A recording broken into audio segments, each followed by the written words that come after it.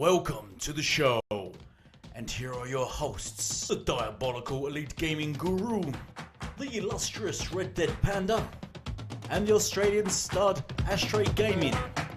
So let's get this party started. Shit.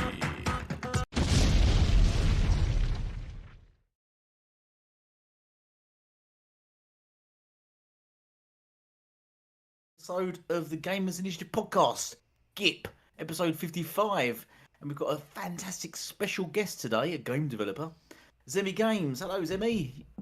Well, hello. Thank you so much for the invite, Hello, man. mate. That's just Cool. Morning, we've Zemi. got a couple others as well. Morning over here, by the way. Yeah, morning. I'm not sure what time it is over there, but yeah. Yeah, we've also got Red Dead Panda and Ashtray Gaming. Hello, guys. How you guys doing? Good. I'm just You on my been second good? coffee already. Yep. Oh. Ready to rock and roll. Let's do it. Shit-faced, morning drinking. No, I'm kidding. Yeah, right. Water blasting. Water blasting. You're never gonna let me live that down, are you? Hey, No. Jacinda Ardern went on, oh my god, Stephen Colbert's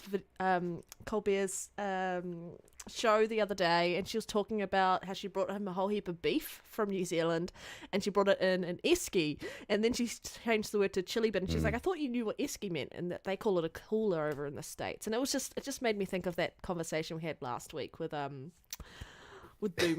But And the chili bins. Yep. So nice for you to join us, Zemi. Where can people find you? Tell us a little bit about what you've been up to. Because I know you guest on Boom's podcast every so often. Yeah. Thank you for Yeah, no, joining us. absolutely. Yeah, no, absolutely. So, I mean, recently I created my own little game studio, and with a small team, we created a small little indie game called Back to School that released a few months ago. And it is just basically an educational trivia game where players have to answer really, really challenging primary school questions to see if they're smart enough to graduate elementary school. And I mean, that's pretty much it. You guys, if anyone is interested in, searching the game up for additional information, you can go to goldenrodgames.com. And then you guys can also search in the Xbox or Steam store for Back to School to be able to purchase the game for $4.99 US. And you said you'd be maybe thinking about adding achievements later. As long as there's about 5,000 worth, I know Riskit will download it because that game sounds like it's perfect for him. Don't know if he'll pass the questions though. Yeah, I mean, so there's no promises for achievements as of right now, but we are working towards adding achievements hopefully to the game. Yeah. But as of right now, there currently are no achievements in the game. That is okay. That sounds cool though. Like, was that hard? Like, because you said you doing game development around that. What was that like? Yeah, it was challenging. There's a lot of moments where you think about quitting. Usually every day. At least that was my experience with it. Yeah, it's super challenging. And that's just for a smaller, very kind of simplistic, but somewhat still deep indie game. I can't imagine what these big AAA developers go through. But yeah, I mean it was a lot of enjoyment to make the game. But it was also very challenging, and a lot of moments where I thought about just quitting. But fortunately, I didn't, and the game's out now. Nice. And how long did it take you to make it? What was the time frame? Yeah, 9 months. Yeah, 9 months from So from concept to to the game actually coming out through the Xbox Creators Program and on Steam, 9 months. Yeah. Nice. You Very got good. any ideas for future projects, Zemi? Yeah, we have a few things. We have a few things in mind.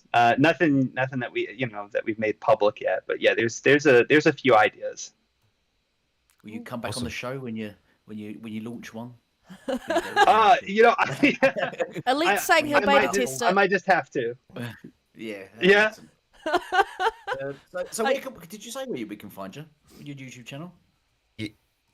Yeah, I mean, I have so much stuff that's going on. So of course, if you guys want to follow my game studio, see what's going on with, the studio and the games that we create, you guys can follow us at Goldenrod Games on Twitter. You can also go to goldenrodgames.com. And then my personal Twitter account is at Zimmy Games. And then I also have a YouTube channel called Constant Gamer. And I just recently started a blog called Behind the Joystick. And that's behindthejoystick.com. Ooh, that's kind of Fantastic. cool. We've got someone professional on the show. I don't know where we go with this. Yeah, Elite. I think you should just bow this one out. I think Ashtray and I got it today. Let's just quick shout out to the chat. We've got the better sister Coral. The better sister. We've got Dawnless as always. Hello, mate. You there? And we got who else? We got Boba Fett. Boba Fett the chat and Shy Hard. Just join us, guys, boys. Try out fan as per usual. Please drop a share and share it out on Twitter to get some more people in here, and drop some subs to the crew and some likes. So, Ashtray, Red, where can we find you guys and what you've been doing? Well, since you mentioned me first, I just want to say, hey, the updated look to the show looks nice and fresh and clean. Good work on that, guys. You can find me on Ashtray. Yeah, it's a team effort. Okay, come on now. All right, come on. Anyway, Twitter, YouTube, Xbox, and PlayStation are as Ashtray Gaming. It's TREY. I'm usually lurking around somewhere, so yeah, I still haven't made a video. It's been 2 months. I know. I really wanted to. Like 3 or 4 times this week, I've wanted to just sit down and do a video, and then I'm like, can't be bothered. What should I do? I'll make one with you tomorrow. I'll try about that. We do a collab on one tomorrow. We should. Yes. I need to, like I sort of mentioned last week, I probably need to move to making it on a Sunday, and when it comes Sunday, I just want a game. So anyway, I'll figure that out. Just in a rough patch on that at the moment, but I do enjoy making videos, and there will be content coming out soon. What about you, Red? I have been. She's not there. I'm around. I'm here. There you go. Am I ever silent? Yeah, sometimes. That's why we worry. If you are silent, we worry. We panic. Like, she died. I tried Trek to Yomi, as you and I were talking before the show, Ashtray, and it was actually it's bigger on scope than I thought it was. I mean, I immediately turned the film grain off. I hate film grain. I've just started playing that, so I'm partway through chapter 2. Like, I say partway, I'm right at the end. I'm about to fight the boss for chapter 2. But I'm enjoying that. Just hit 90,000, just gone over 90,000 on my gamer score last week, so I'm really happy with that. And I just started the new Fracture event for Halo. I'm gonna download and play some Sniper Elite 5. It'll be my first time playing that. So kudos to Xbox Game Pass. I've never played one of those games before. That's co-op as well, isn't it? I'll join you on that. Yeah, I think there's a co-op option on it. And I think there's multiplayer as well, like 4-player multi. I'm not sure how it works or something, but yeah. So I'm gonna play that at some time, and I think we've got community game night tonight. I don't know what game we're playing, but I'll be there. But yeah, I think someone just popped in the chat that Star Wars Jedi Survivor has just been confirmed the CGI trailer. So Pico Trek. I'm bad with names, so I do apologize in advance. Thank you for popping that in the chat for us and letting us know. I'm going to go check that trailer out after the show. Yeah, hopefully it looks good. Is that a sequel to the Jedi Fallen Order? Or? Yeah, I believe so. Okay. Yep. That'll be good. I mean, I still. Zebby, what have you been playing? I don't think we covered what you've been playing. Obviously, what have I been playing? Yeah, console wars. Hearing the I can hear it now. Fake gamer. Here in like the last week, I haven't really played very much of anything because I've just been busy working. But I recently bought the new Vampire Masquerade Swan Song and completed the very first chapter of that. And I've been enjoying it. I think it's pretty good. And then I've recently gotten back into Fallout 4. Like, it's taken over my life. So I've been playing a ton of that game as well. There's no co-op on that, right? It's just single player? No.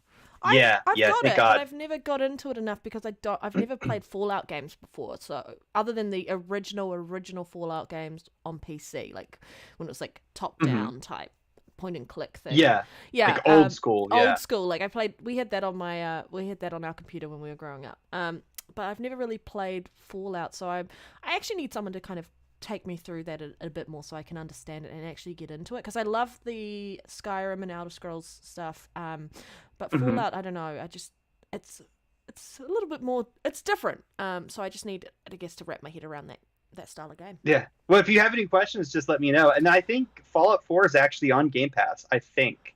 I could be mistaken. I think you're Because right. I have it owned, Yeah. anyway. But yeah.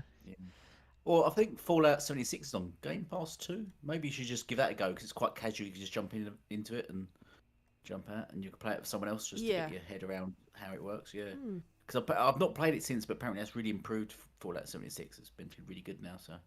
So just quick checking the app. All of the Fallouts are on Game Pass.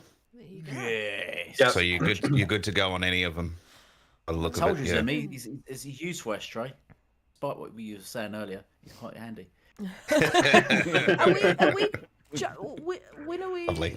like are we going to talk about the PlayStation Showcase first, or are we going to leave that till a little bit later in the show? You lead. You just go with your gut, Red.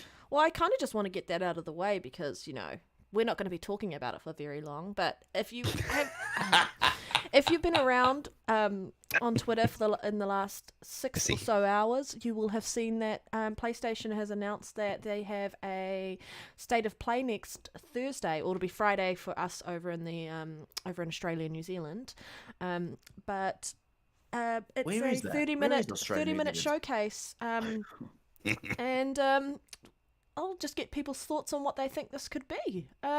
Well, as our guest, Zemi, do you want to jump in first? We'd like to let our guests kind of have first swing at it. But yeah. Predictions, or what do you think? Yeah, what do you think? Are you going to watch it? Are you just going to wait to see what other people say about it? Yeah, what are your thoughts? Oh yeah, no, I'm definitely gonna watch it. For one main reason, that's Hogwarts Legacy. Because of course PlayStation, they have marketing rights to that game, so I would imagine most of the news that we get is going to be, through PlayStation. So I'm really hoping. I mean, we like the last PlayStation show gave us like 14 minutes of gameplay for Hogwarts Legacy, like the new Harry Potter RPG that's set to release this holiday. So I'm 100% going to be watching, and that's really the main thing I'm going to be looking for personally. I think from like the little announcement that they came out with, it's mostly going to be third-party titles that they're going to be showing off. Yeah. So my hopes are high that Hogwarts Legacy is going to be there, and we might finally get a release date. And of course, Hogwarts Legacy is third party. It's coming to everywhere. It's coming to PlayStation, Xbox, PC. Don't tell them that. We want another Destiny 1 on our hands. Yeah, but no, I mean that's pretty much it. Yeah, I mean, like you said, I mean it's kind of a small topic. I think most people, right? Like everyone else that's in here is primarily Xbox gamers, right? Yeah. 100. Yeah. So for me, it's really just third party that I'm interested in, and primarily it's the Hogwarts game. I completely forgot that game existed until you just said it. I'm like, How dare that's you. right. I'm actually looking Dare forward. you. Yeah, Zemi's like, I'm leaving. That is Bye, guys. that is my most anticipated game this year. Oh my god, I'm so excited for it. I don't know. It's just like when I see content on it, I'm like, oh, that's right, that game exists. And then other stuff come out, and I'm busy playing Halo and other things, and then I forget about it, and then I'm reminded, and I'm actually really excited for that title as well. So yeah, thank you for reminding me. That is something to look forward to for next week. Yeah. Very good. No, absolutely, yeah. Ashtray, the undercover pony. What about you?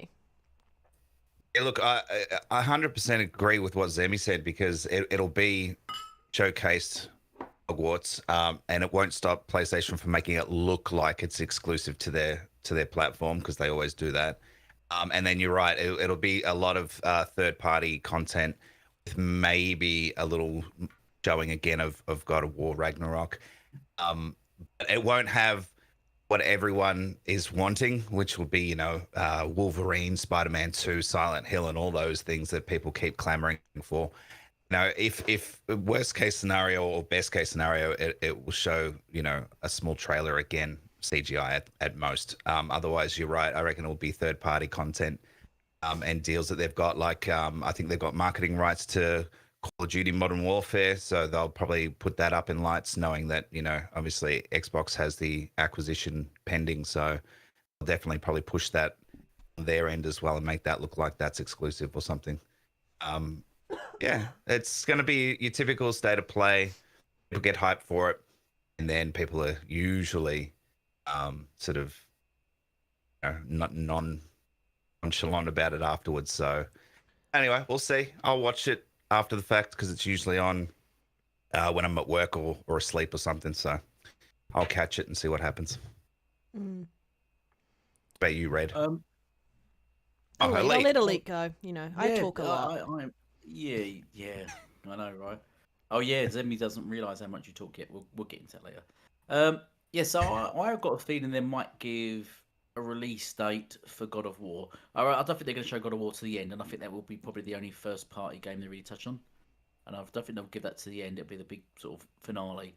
And I've still got a feeling it's going to be a release date for next February, March. Next first quarter, yeah. Yeah, I don't think it's going to be this year, but they will give a release date.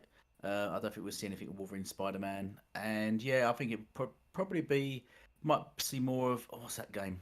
Oh, the one with the big girl that sort of floats about. Oh, Forsaken. I think we might see a bit more of Forsaken and Stray and stuff that we've already seen. I'd imagine. I don't think we'll see much else. I'm not overly hyped for it because Sony can be a bit repetitive on their state of plays, showing sort of the same sort of stuff over and over. So, but yeah, I think that's about it. Red, what do you think? Oh, I was asleep. Sorry, Right. What's happening?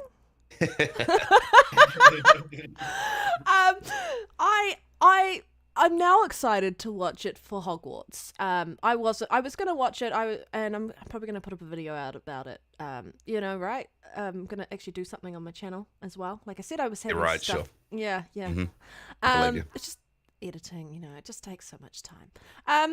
I don't know. I think we'll probably maybe hear a little bit more teased about Ragnarok right at the end. But I'm like you. I don't think that game's coming out this year. I mean, talking about joking, saying a September release is happening, but like people mentioned about Starfield and so on and so forth, there's been no gameplay specific other than just like that video sort of snapshot of what they're doing with it. There's no sit down and sort of look at what the gameplay is and this is what we've changed around the game and this is why it's a bigger scope than the last game and things that we couldn't do that we can now do before and so on and so forth. So I don't think we're going to see that. I think Zemi was 100% right. This is going to focus a little bit more around third party, and I think for both Xbox and PlayStation, third parties are going to be the big thing that kind of gets us through to the end of 2022. There'll be some other games like that'll be coming from Xbox and such, but I mean, it's a state of play, and state of plays. I don't know.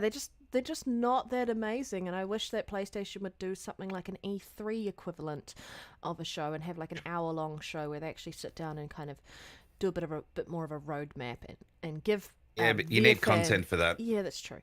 But their fans are asking for it, so I just wish it would happen. I was just gonna say actually on Hogwarts, I don't like single player games anyway, but I couldn't. Is anyone with me? Is anyone feeling me on this? I really don't care about Harry Potter. I've never enjoyed any of them. And you're from the UK.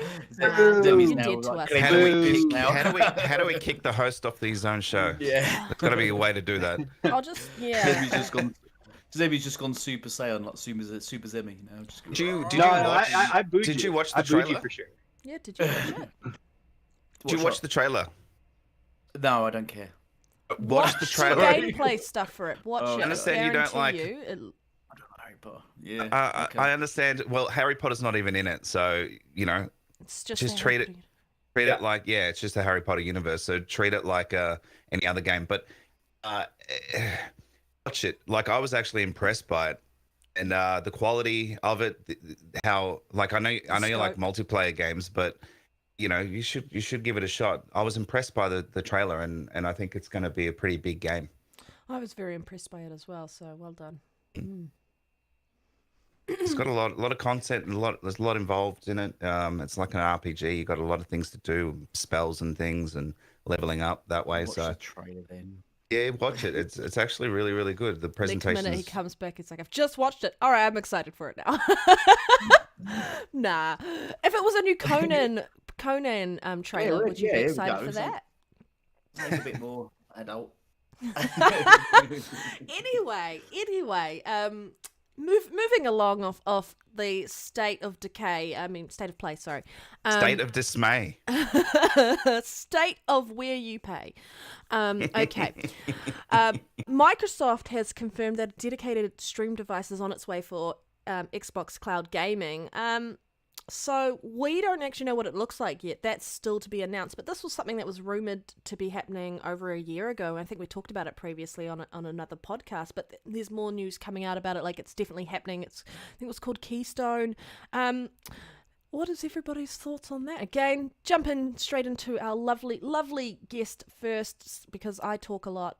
Zemi, what are you happy to hear that this is now gaining some traction?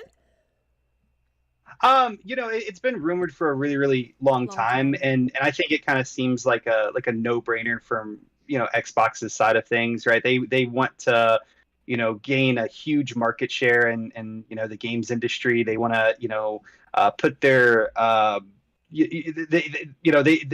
they want a piece of every they want a slice of all of the pie, if that makes any sense, right? They want to get into mobile gaming, they want to get into PC gaming, they want to expand what console gaming can really mean, and so on and so forth. And I think making a device that you just plug simply into your TV and you can stream games to, almost like the Amazon Fire Stick of gaming, makes a lot of sense for them, right? Especially with their new business model of using services. Xbox Game Pass, of course, is a service not too different from other services in other industries like Amazon Prime Video or Netflix.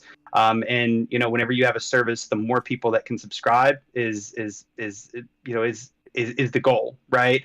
And launching a streaming stick that is, of course, I think going to be more affordable to a lot of households than going out and buying a console, I think only makes sense of growing your fan base, your consumers, and ultimately how much money you can pull in every month through reoccurring services.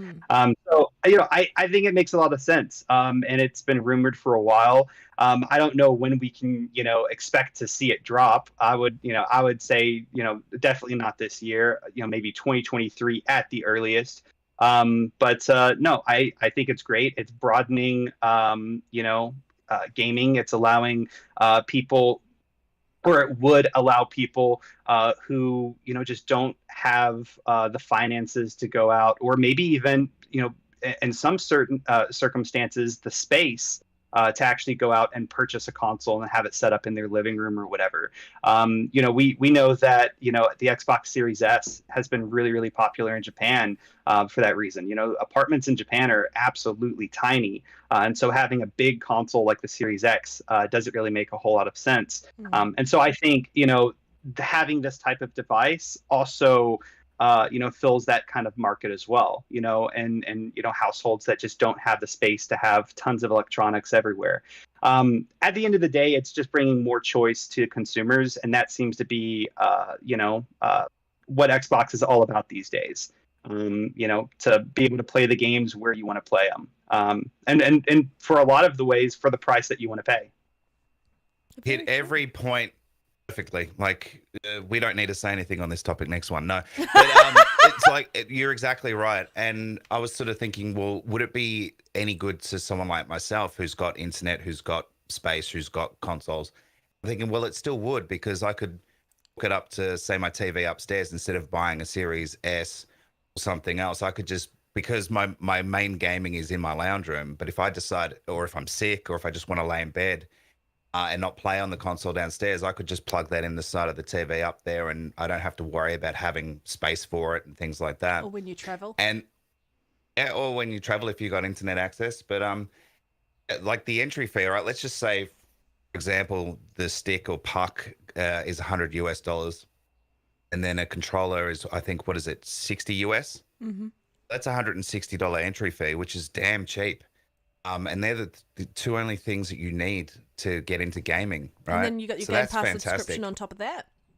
Yep, of course. And the cloud gaming has been improving over the last couple of years as well. It's gotten better and better and better. So by the time this launches, cloud gaming is going to be working really well, super well. It's going to be refined more and more every sort of day, week, month.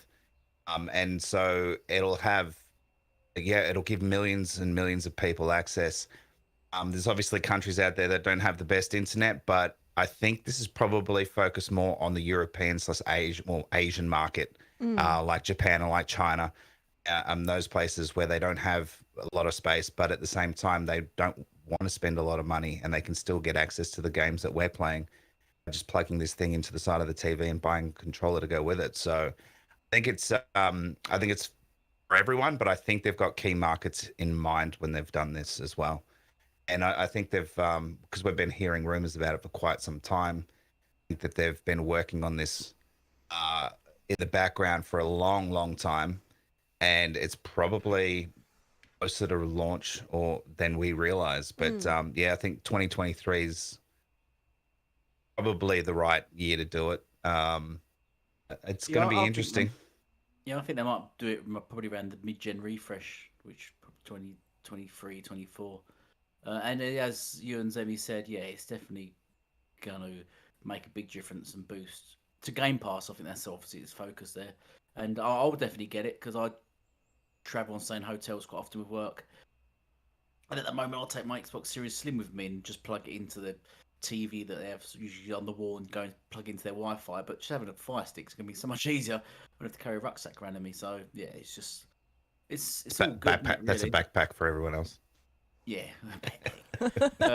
it's easy, isn't it? I mean, even your kids, you can get these TVs now in cars, can't you? Your kid can just stick a Fire Stick into the side of that and just play the games in the back of the car while you're driving.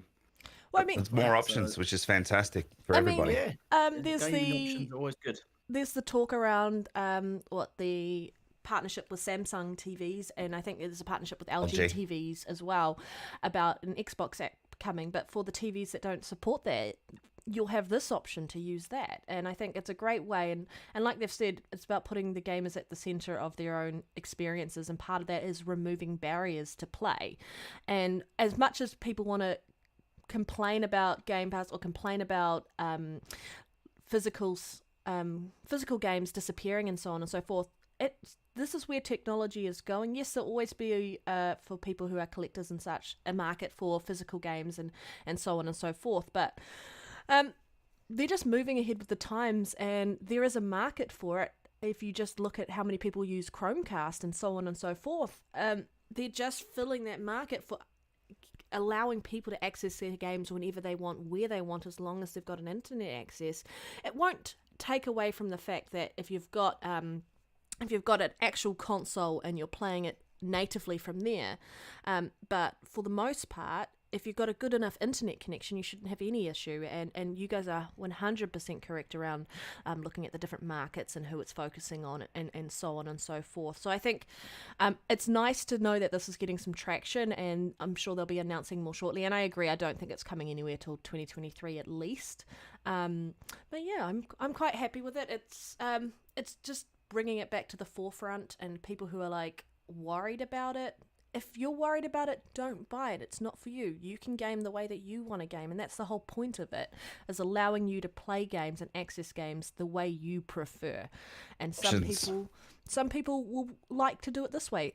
I have a Series S upstairs and I have a Series X downstairs, and it would be really cool if I didn't need to purchase another whole physical console and just chuck up, pop in a little dongle or stick into the back of the TV upstairs, and cheaper entry point for me. Exactly. And I think a lot of people who want a secondary console or just want to use that in a way that their kids can do it, if they don't want to buy 2 Series X's or something, they could definitely look at buying this as a cheaper alternative for them.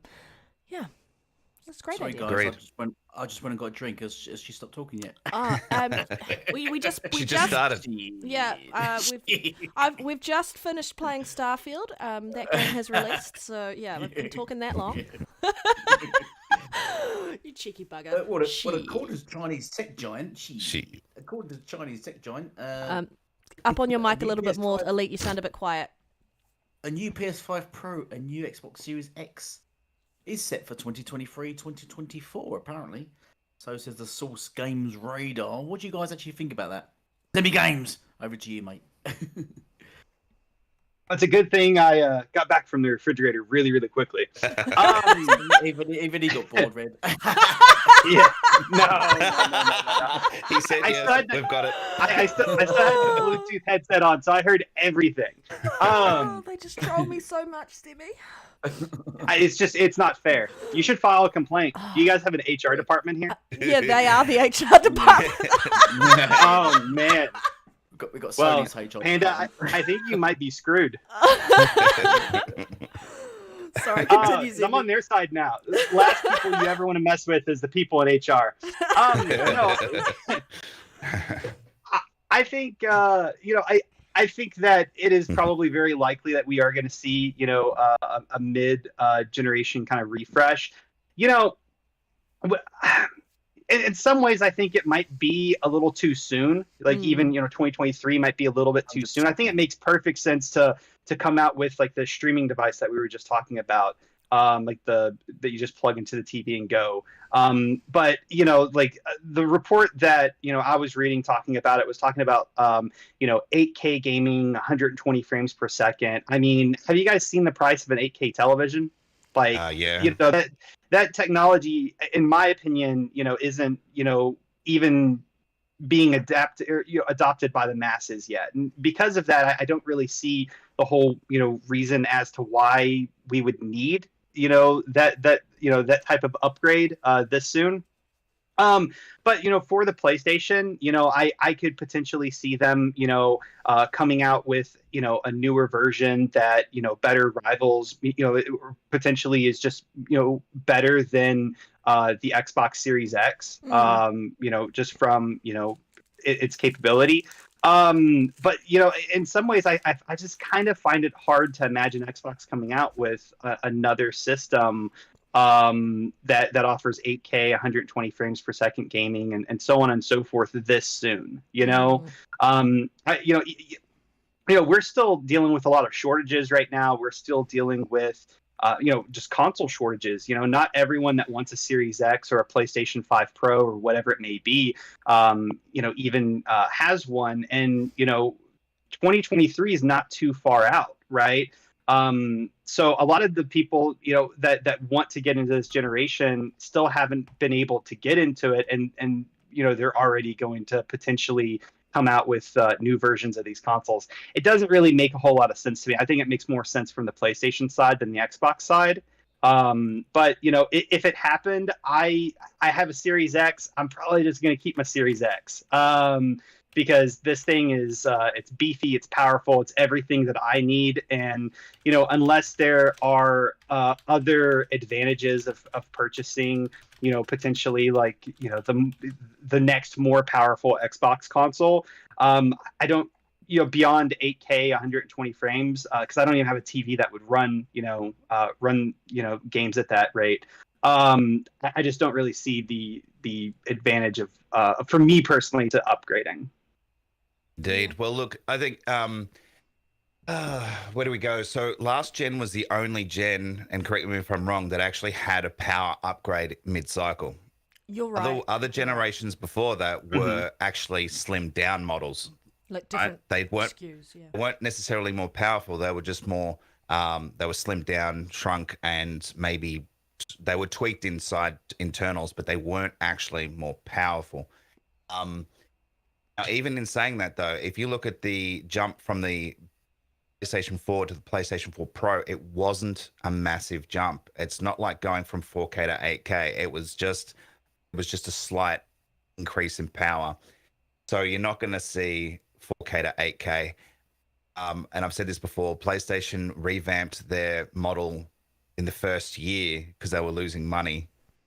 and then now they're not. They're making some money on it, so they're not going to go ahead and put all this tech in there to do, 120 at 8K and all that, because they'll be losing money again unless they want to try and sell it for $800 or more, and people aren't going to buy that, and it's just not going to happen. So this topic, or this TCL, is just full of it. The Xbox doesn't need it, and that's a fact. It's not even being fully utilized yet. The power that it's got isn't even being fully utilized. The tools still aren't fully ready, so it does not need a mid-gen refresh. And it doesn't need a slim either, because we got the Series S, so it doesn't need a slim either. So Xbox, I don't see any iteration coming through. Could be wrong, but I don't think so. I think we're going to see that streaming thing, and that's really about it. Would just build on from what they've already got. PlayStation, I could see a slim version, which again, a slim version is going to have changed internals because of the size difference and things like that. But it's just going to be a sort of more, what's the word, sort of slimline version of it. Not going to be any more powerful. It's not going to have all this spectacular technology in it. It just doesn't work like that. It's too costly. Again, with chip shortages and everything, the fact that, like Red said before, people still don't even have a launch console. A lot of people still can't get a PlayStation 5 now. It would be completely redundant and cost Sony far too much money. And I don't see it happening at all. All rubbish. I just had to say that. Other Zinc just joined the chat, so I had to say rubbish for him. But continue, Ashtray. No, I'm good. I'm done. I just can't see it happening. If anything, a slim version, and that's that. Yeah, I reckon Xbox won't do a mid-gen refresh. And if we do get anything, I reckon we might not get it till 25, 26, just because of the shortages and that. I think this will be a longer generation than usual generations have gone. I think this might be like a 10-year generation. But I don't think Xbox will really pursue it that much. But PlayStation might do a slim, just to make sort of a smaller version of PlayStation 5 and a sort of more affordable one that can compete with the Xbox Series Slim. So, but yeah, we don't need them. Before we see 8K, we should be seeing 60 or even 120 FPS, much more common in games before we see 8K by far. So that's what I believe. But what you got to say, Red? What did you say? Always a lot. How did you know? Okay, when I saw those, I was like, what? Okay, do we even really need one? And I 100% agree with Ashtray, like the tools. And then I think Boba just put in the chat saying, like, let's do a mid-gen refresh so devs can be lazy at optimization, not fully use the tool set. I know that's kind of a snarky comment there around that, but I think, like, just using the power alone, we haven't seen what the Series S is even fully capable of at this point. We haven't seen what the Series X is fully capable. We're still maybe haven't even seen what the PS5 is still capable of, because they're not taking full advantage of the feature sets in the in RDNA. So I think to get a mid-gen refresh this soon, like even in 2023, highly unlikely, 2024 maybe. It just seems a bit ridiculous, and people spent money acquiring those consoles, and then just to kind of, and I know that part of the community is a bit upset about it, because they're like, why would I buy a Series X? I'm never going to buy a day one console again. I'm just going to wait a little bit till they maybe come down in price, or maybe see if there's a mid-gen refresh coming up in the pipeline later. But I think maybe the PS5, that seems about right, why they would have put 8K on their box specifically, because they knew that they were looking at redesigning or creating a slightly more powerful version for the middle of the generation, because of the way they had the smart shift technology, and it was technically 9.2 up to, and with smart shift can get a power up to 10.28 teraflops. But for me, I was just like, we don't need it. We really don't. We've got the Series S version, and even the leaked images said that there was a refresh Series S version coming. And I was like, okay, well, that's going to play into the narrative that people like the Series S is holding things back. Well, the PS4 is going to be around. They're still making PS4 games till 2025 at this point. So who's really holding things back at this point, guys? And now it just beats me. Like, if you haven't seen the images, they're saying basically that the Gen 9 or 9.5 for 2023 and 2024, you're looking at 2160p, so 4K 60 up to 120, also 8K to 60 up to 120 output, and so it says rendering at 2160 and then output at 8K. So are they going to be upscaling? Slightly more powerful GPU on that side, but around the other side of it, I mean, if you did have an 8K console, and just thinking about this, if it did ever happen, like Xbox actually had a proper 8K console and PlayStation actually had a proper 8K console. We looked at what happened last generation when people didn't have a 4K screen, and they still upgraded to the Series X. 1X, apologies guys. And there was just downsampling, so you would get a better image on a 1080p screen. So if they were outputting the games at like 8K and you didn't have an 8K monitor, there will be the technology to downsample it to a 4K image for you guys to make it sharper than it would be as a standard 4K image. That's my understanding of what would happen if this was to actually come to fruition. I think there is still a high possibility. I really don't think it should happen. I think we should stick with what we've got. Maybe the PS5 definitely needs a redesign or something around that front, because it's massive, and I think that they kind of shot themselves in the foot around that. Xbox looked at having a nice bigger console and then a smaller console that allows you to kind of fit your needs and what is your available space in your living space around that.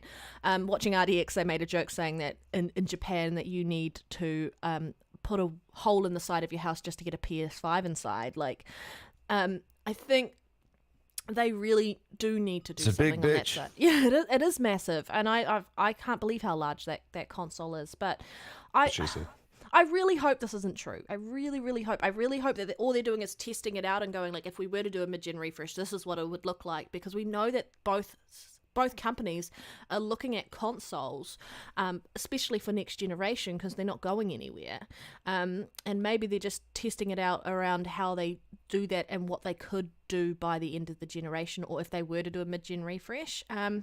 Because cloud gaming is like, if you are using a game, sentence one day, guys. If you are playing a game, like we saw with Google Stadia, and then you supplement that with cloud, or the Azure servers, for example, you could actually get a lot more performance out of it by using the cloud computing to compute some of the stuff, to do some of that work, so it's not all happening natively on the console. So we might not even need a mid-gen refresh. It just means that server-based computation will be a lot more prominent in this generation, heading towards the end of the generation. But again, these consoles are not being taken care of, like, around the tools that are being used.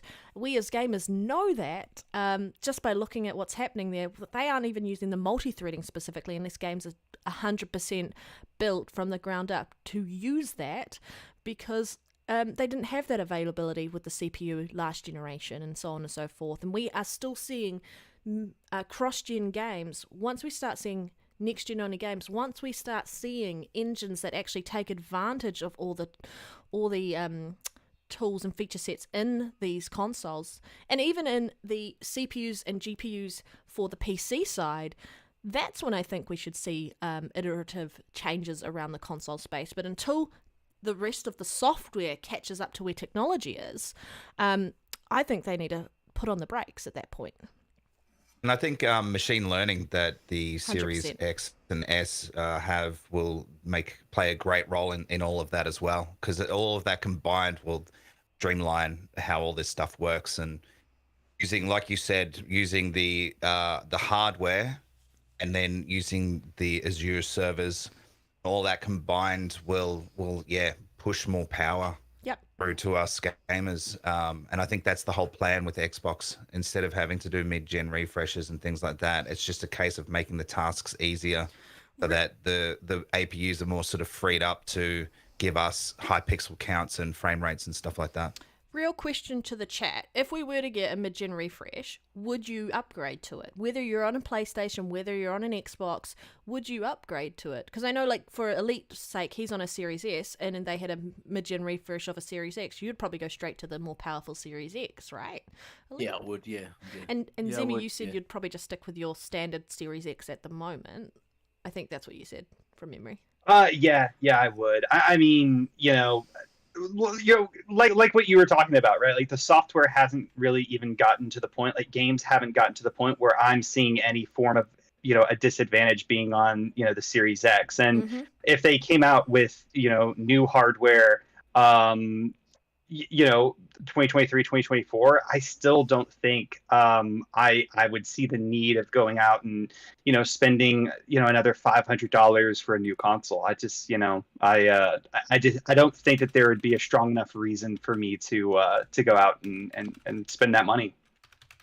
Agreed. And just Agreed. to add to try hard, yes, the PS5 does have machine learning on its console. They used it for Spider-Man Miles Morales, so yes, they do. I think it's different from my understanding around what they're doing on the PlayStation side with the Xbox side around machine learning from memory, but happy to eat my own words if I'm wrong.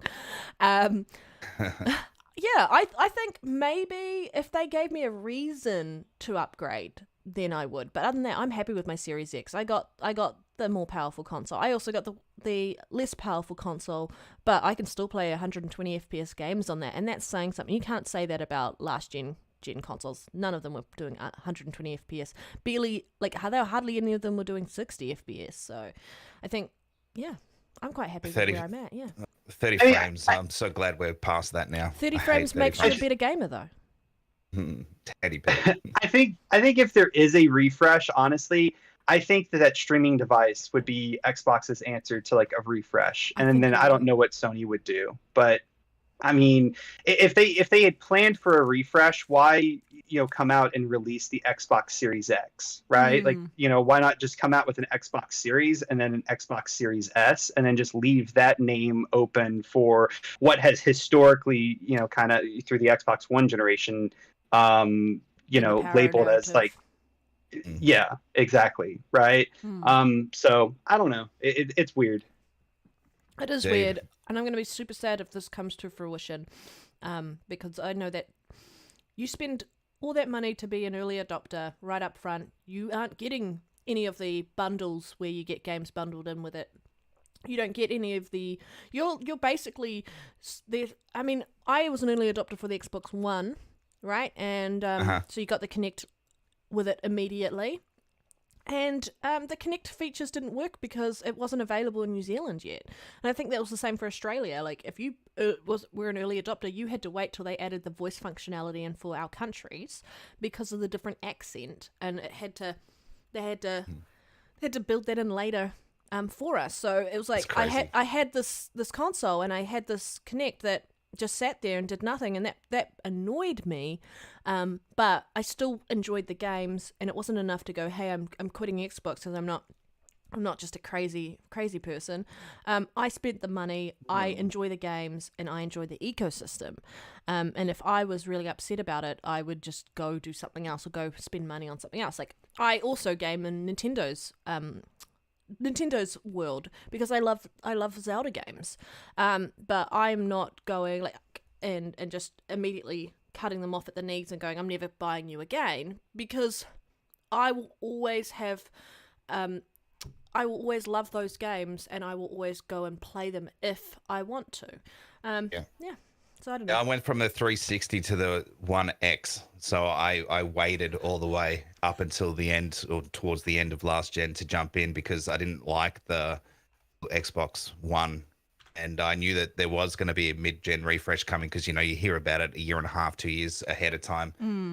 And so I was like, well, I'm just going to wait until the more powerful console comes out, and that's what I did. But I did jump into this gen straight away. I got the launch Series X, and then got I a Halo one. So, look, anyway, we are live. We've got 13 currently watching. You are part of the Gamers Initiative podcast with our guest, Zemi Games, and we are talking about all things video games. Yeah.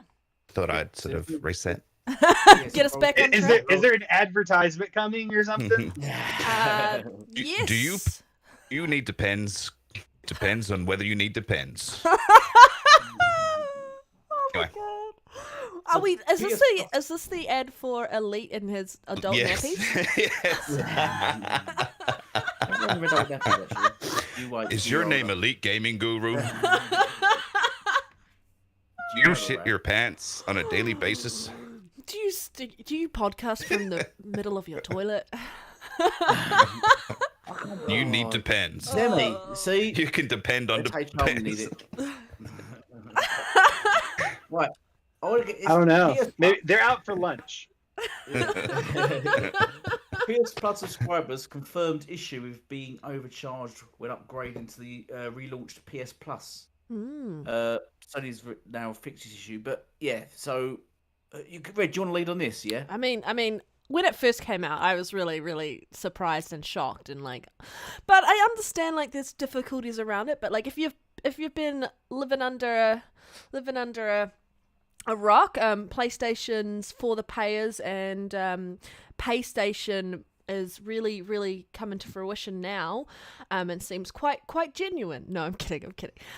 Basically, initially when it went live in Asia, people were getting their transitioning over and upgrading to the new PS Plus. What are they? Tiers, and they were getting charged the difference between, because they've got it at a discounted price, they were getting charged standard price and then the cost to actually upgrade to one of the different tiers.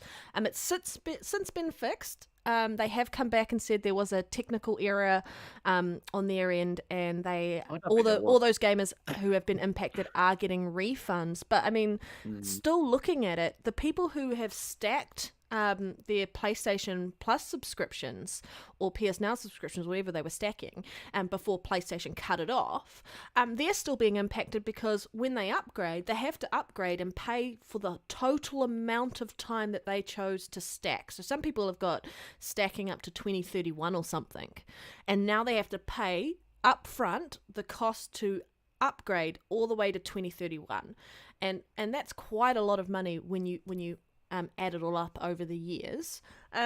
So I think that needs to be looked at. But what were your guys' first thoughts on the news when this came out initially about this?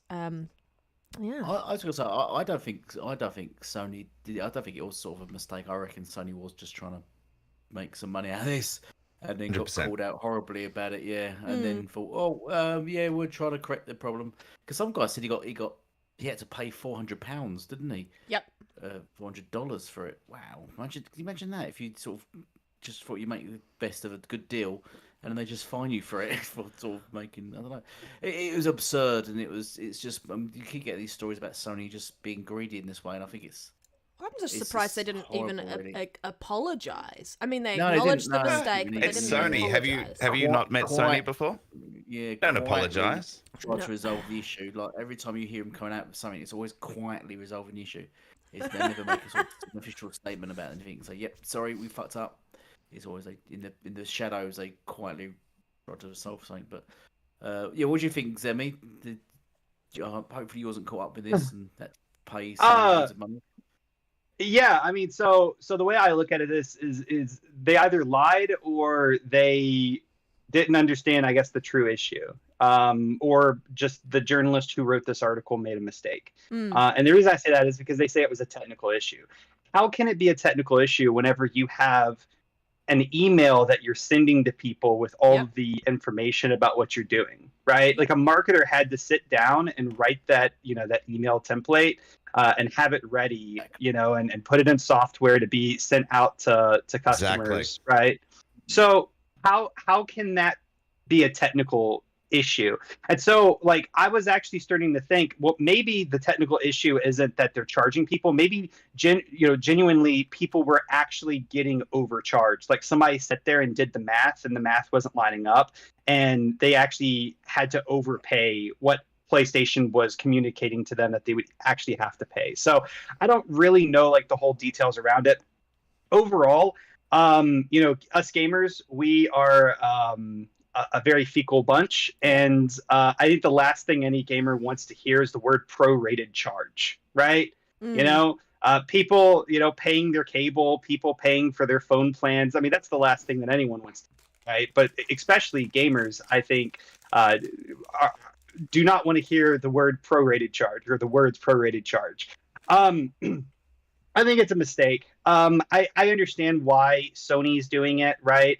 You know, they don't they don't want to take a loss, right? Yeah. I mean, I get it. You know, Xbox, of course, whenever they were transitioning people over to, you know, from Xbox Live Gold to Game Pass, they took the loss, right? And you know, that helped them. That helped them increase their subscribers by, you know, a ridiculous amount.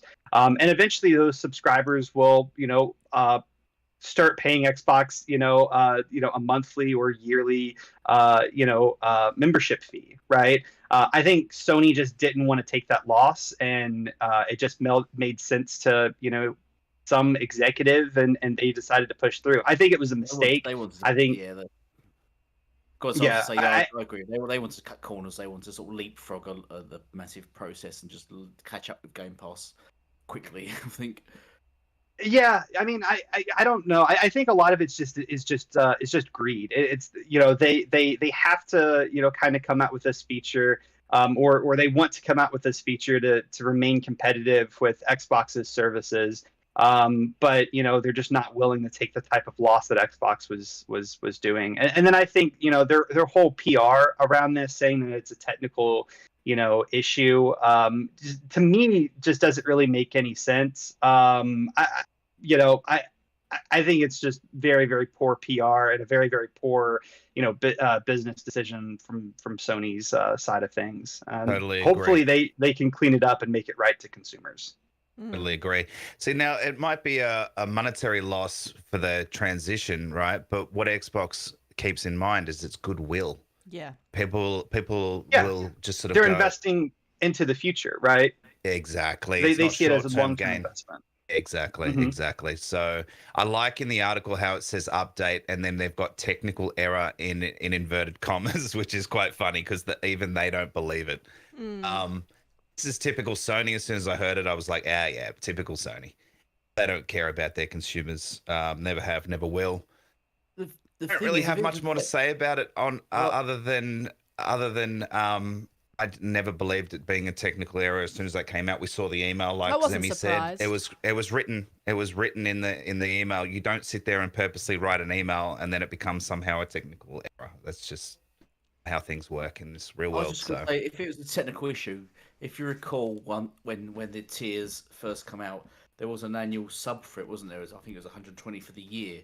So the people started taking advantage of that, don't they, and buying a whole yacht. So Sony retracted the yearly sub, didn't they? So you had to pay monthly because they didn't want people taking advantage of that sub. And I think it's all tied into that. So obviously it was greed. It wasn't a technical issue whatsoever. They just don't want people to take any advantage of any deals or any get ahead. Unlike on the Xbox when there was basically, as Semi said, they was giving £1 deals, or you could carry over memberships into the other membership and you can let them roll on and build up. So Xbox just wanted you on board, where Sony just, you know, they just really want your money. Xbox Really wanted money. to create a community and bring that community together, and then allow that community to grow, and word of mouth. If you know anything about word of mouth sells things. And so I think that's a big part of it. Like, I've told so many of my friends about Game Pass, and they, whether they're on PC or not, they have subbed to Game Pass on PC because they love it. And they're like, sweet, I get access to these games for a really cheap price, and they're utilizing it, and so on and so forth. So I think it was, I don't know, it just seemed a bit disingenuous, and I wasn't surprised that this was coming from PlayStation, because of what we've just seen this current generation with charging $70 games and charging for upgrades and doing so on, and like, it's just this big trend, and then them also not being honest about different things, or being transparent with their community. And so it didn't surprise me either that this came up at all. And I was like, oh, well, you know, that's really shit. Just putting it frankly, it is shit that this actually happened. But at least do you think if they didn't get the backlash that they got, that they would have changed it? I think if it had all gone smoothly and no one had noticed anything, I don't think that would have changed it at all, unless someone finally noticed it. But I think it's nice that it was just one market impacted, because the new tiers and stuff launch in like Australia and New Zealand next, and like some other countries next, and it would be awful to hear that this was still happening to those markets when it goes live here and over in Australia and that. Yeah, that was a great decision made by Sony. I mean, like, I think everyone should be able to recognize that they launched this in practice in only one market, and they didn't, do like a global launch of this, like that definitely saved their butts a little bit. Yeah. But one thing I think that's probably like the most, terrible part about this whole kind of arrangement is that if someone has, like, let's say 2 years built up of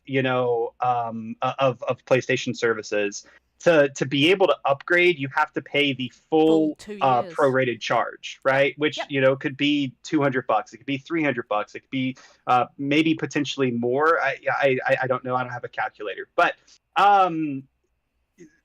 the really terrible thing about it is, first off, it's really hard for most people just to reach into their wallet to find $300, right? But especially in the time that we're living in today, where gas costs $5-6 a gallon, and I mean, just financially, a lot of people are having really, really hard difficulties, right? So then to pull that and not give consumers an option of just paying that prorated amount each and every month or something, I think just adds even more disgust to it. Yeah, I mean, hopefully they fix that as well, because I think it's a way of them also unintentionally encouraging people and forcing them into the service, like people have said about Xbox, forcing people into the service for 3 years and so on and so forth. But the way they've done it, if they've done it where it's not financially fucking you as a person, whereas PlayStation is financially screwing you over in this regard, in this particular aspect, and I think it's something they definitely need to look at and change, in a way that doesn't impact people in this way.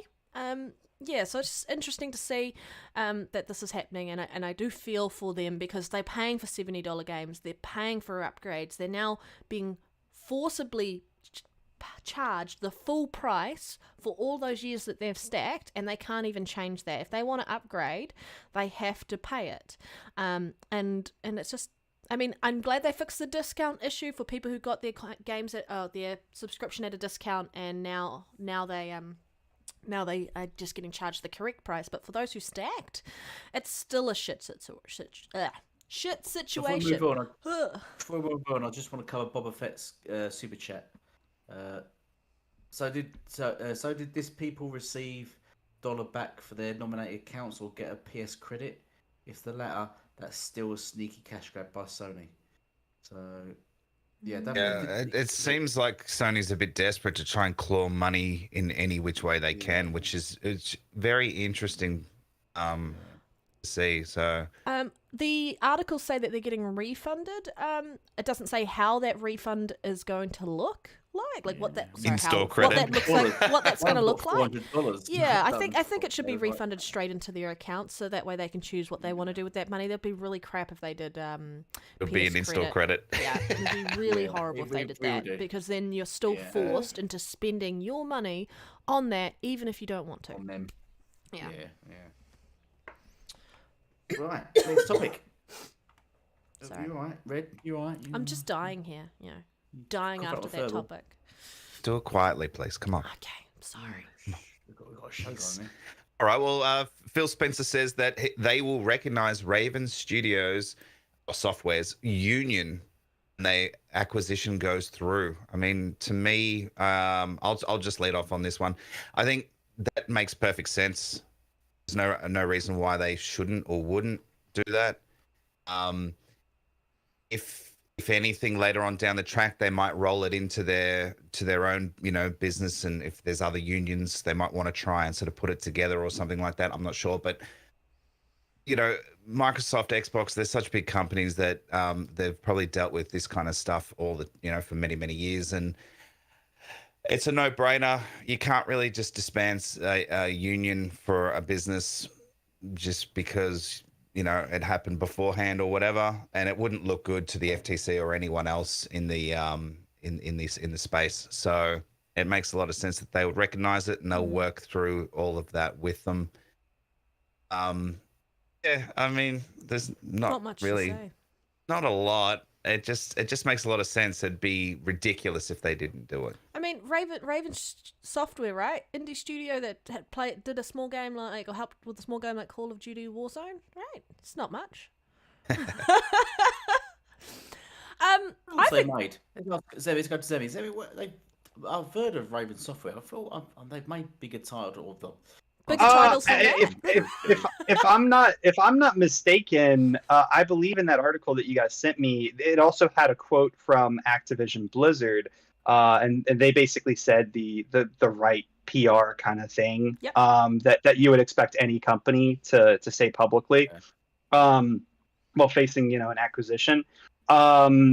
But they mentioned how how they recognize all employers' opinions and are going to recognize recognize the union, blah blah blah blah. But they also mentioned how they believe, or that it was their opinion, that 19 people, because this union is, I think, for the QA team, the quality assurance team at Raven. And they also mentioned how they did not think that it was necessarily fair for 19 people to decide, this type of decision for an entire studio of 350 people. So it's my, I guess, assumption based on this article that there's 350 people that work at Raven. But yeah, I mean, it is what it is. There's been a lot of call for unionization in the gaming industry, and I think this is really the first event that it's happened, or at least the first prominent event that it's happened. The first event I've ever heard of unionizing in the games industry, and I think it's gonna be really interesting to see how it works out. Of course, Microsoft is saying what Microsoft is going to say. Most corporations that have any sense typically don't like unions, right? Because it hurts their bottom line at the end of the day, and businesses, to be honest, are businesses, right? So of course they're saying what they're saying. They're currently in the middle of acquiring Activision Blizzard. They would kind of be idiots if they said anything else. But hopefully this union stuff does go through for the QA team. They seem to want it, and hopefully Microsoft does keep to their word and acknowledge that. And I think it's just going to be really, really interesting to see how unionization fits into the games industry, and how this could potentially affect the future of game development. As because in a lot of ways this is like the first smash on the Berlin Wall, right? It's the first brick removed from the Berlin Wall. I think we're just going to see this trend continue into other game studios. And I just think it's going to be really, really interesting to see how everything plays out, from that point of view, because we do know that, at a lot of studios, crunch is a big issue, and of course a union would definitely help with that, and stress levels, so on and so forth. We know that working at a game studio can't always isn't always the easiest thing. So best case scenario, hopefully this union cracks down on that for Raven, and hope if it grows, hopefully we see that trend continue at other studios, making developing games more fun and more enjoyable for a lot of developers in the industry. I think it's a good thing, and I know that they can't officially do anything until the acquisition goes through. But the fact that they're saying that this is something that they intend to honor and do right by the developers that are going to be coming in underneath them as part of that acquisition, it is the right thing to do, and it is a lot of PR talk and so on and so forth. But you need to keep those workers happy. And part of that is they're asking for this and they want this to happen, and I like the fact that like they acknowledge that they're going to allow it to happen, because they also said in that same article that like they don't have any unions through Microsoft or the Xbox Game Studios currently, so this will be the first time. And so Phil Spencer said he's been learning all about unions and so on and so forth to kind of get himself up to speed, because it's something that they aren't used to. So I like the fact that they're acknowledging that there is a learning curve there for them before they even acquire or officially acquire Blizzard Activision themselves, and they're doing the research and they're owning up to the fact that, you know, they're learning about it. So I like that fact, and it's just nice. They're being transparent, and it's doing what we've all come to know from Xbox under Phil this last generation that he's been in charge. He is a gamer at heart, and he came into Xbox when Xbox, like he came to the head of Xbox during the Xbox One generation, where the morale and the staff were pretty defeated after how the Xbox One was initially taken. Oh, I can't think of the word for it, but how us gamers initially took the console, basically. Like we didn't... The reception. Yeah, that's the word. The reception. Thank you. I was like, I know the word. It's just not coming into mind. Yeah, the reception of the console. And he had a lot of work to do there around bringing the morale up and making these guys proud to work at Xbox again. And part of that was being transparent with the staff, and he's done a lot of work there. And they've done a lot of work around the acquisitions, and talking about giving these guys the right to choose the titles that they're working on, and stepping back and letting these game developers make the games that they want to make, and creating the experiences that they want to do, and so on and so forth, and allowing these studios to grow and kind of reach their potential, and the potential that they've always had, but they didn't have the funds to do that. And that's the same with like what's going to happen hopefully when we look at the Blizzard Activision acquisition, when that goes live, of just going, if a game needs more time, we're not going to say you have to launch this game this date. You've got no choice, and the game releases in a broken state.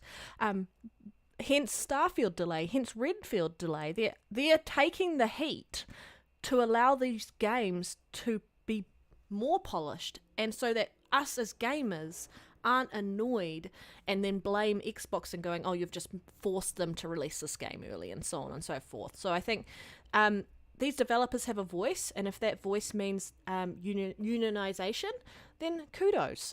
Whatever works for them, and I just like the fact it's open for them to have that choice to do that. Yeah. Late? What do you think? Like, she done talking yet? she done? Oh, I think Elite must be muted. I guess. Elite's Yeah, muted? he is. He's gone. So He's dead to us. It's fine. Yeah. I finally talked so much he left the podcast. he might be downstairs trying to find HR. he's going to start a union. He's starting a Maybe. union, yeah. Maybe. This topic might have inspired him to take motion. Oh shit. Oh well. Look, yeah, I don't really. I understand unions are for the workers, and that's a good thing. How that's gonna, if it snowballs or whatever into Wait and other see, businesses, we'll wait and see. It's a good thing. I mean, working conditions in the US are different to Australia. So I don't really exactly know how different it is, but for example, you know, majority of the people over here work 38 hours a week. If there's overtime, they usually get paid for it. Things like that. So, you know, when it comes to these devs doing crunch, are they getting paid for it, or are they on you know, retainers, or what's happening? I don't really sort of know how that sort of all works. So it sounds like if these guys want a union, then they're obviously not getting the best work-life balances. So Yeah. you know, and family and life is more important than work. So getting us guys games. So Yep. I think the unions are a great thing. Now, I will point this out though, just because, you know, just to give like another side of this, you know, if this is like the if this starts a lot of unionization in the games industry, like there's always advantages, but there's also always disadvantages, right? And I think one of those disadvantages is going to be us potentially having to wait even longer for certain games, Yeah. right? Because crunch would in a lot of ways kind of disappear, right? Or it wouldn't be as useful of a tool for game developers to use. Additionally, people would probably actually start getting paid for all of the work that they do, which, look, I agree 100% they should be paid. Like here in America, if you're getting paid salary, any overtime that you work, you're not going to get paid for unless it's worked out in a contract or you have an agreement with your employer, or so on and so forth, right? And I agree, people should get paid for that amount of time, but that also increases budget and increases time and so on and so forth. So it's great for the employees, and I think it's something that a lot of game developers have kind of been waiting for, and even a lot of us gamers have been waiting for, by hearing about crunch, by hearing about the terrible working conditions at a lot of these studios. And that's what kind of really has me interested, is seeing both what happens from this, both the positives and the negatives.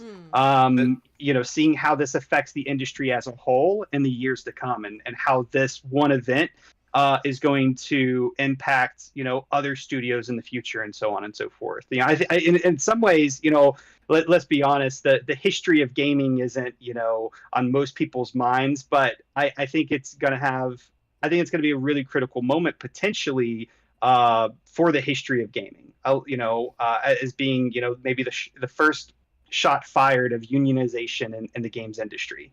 So, Zemi, do you think that if this will then potentially push costs up, so games will become more expensive, do you think gamers would cop that and say, well, look, I'm happy to pay a little bit more money for a game knowing that the people behind it aren't going through crunch?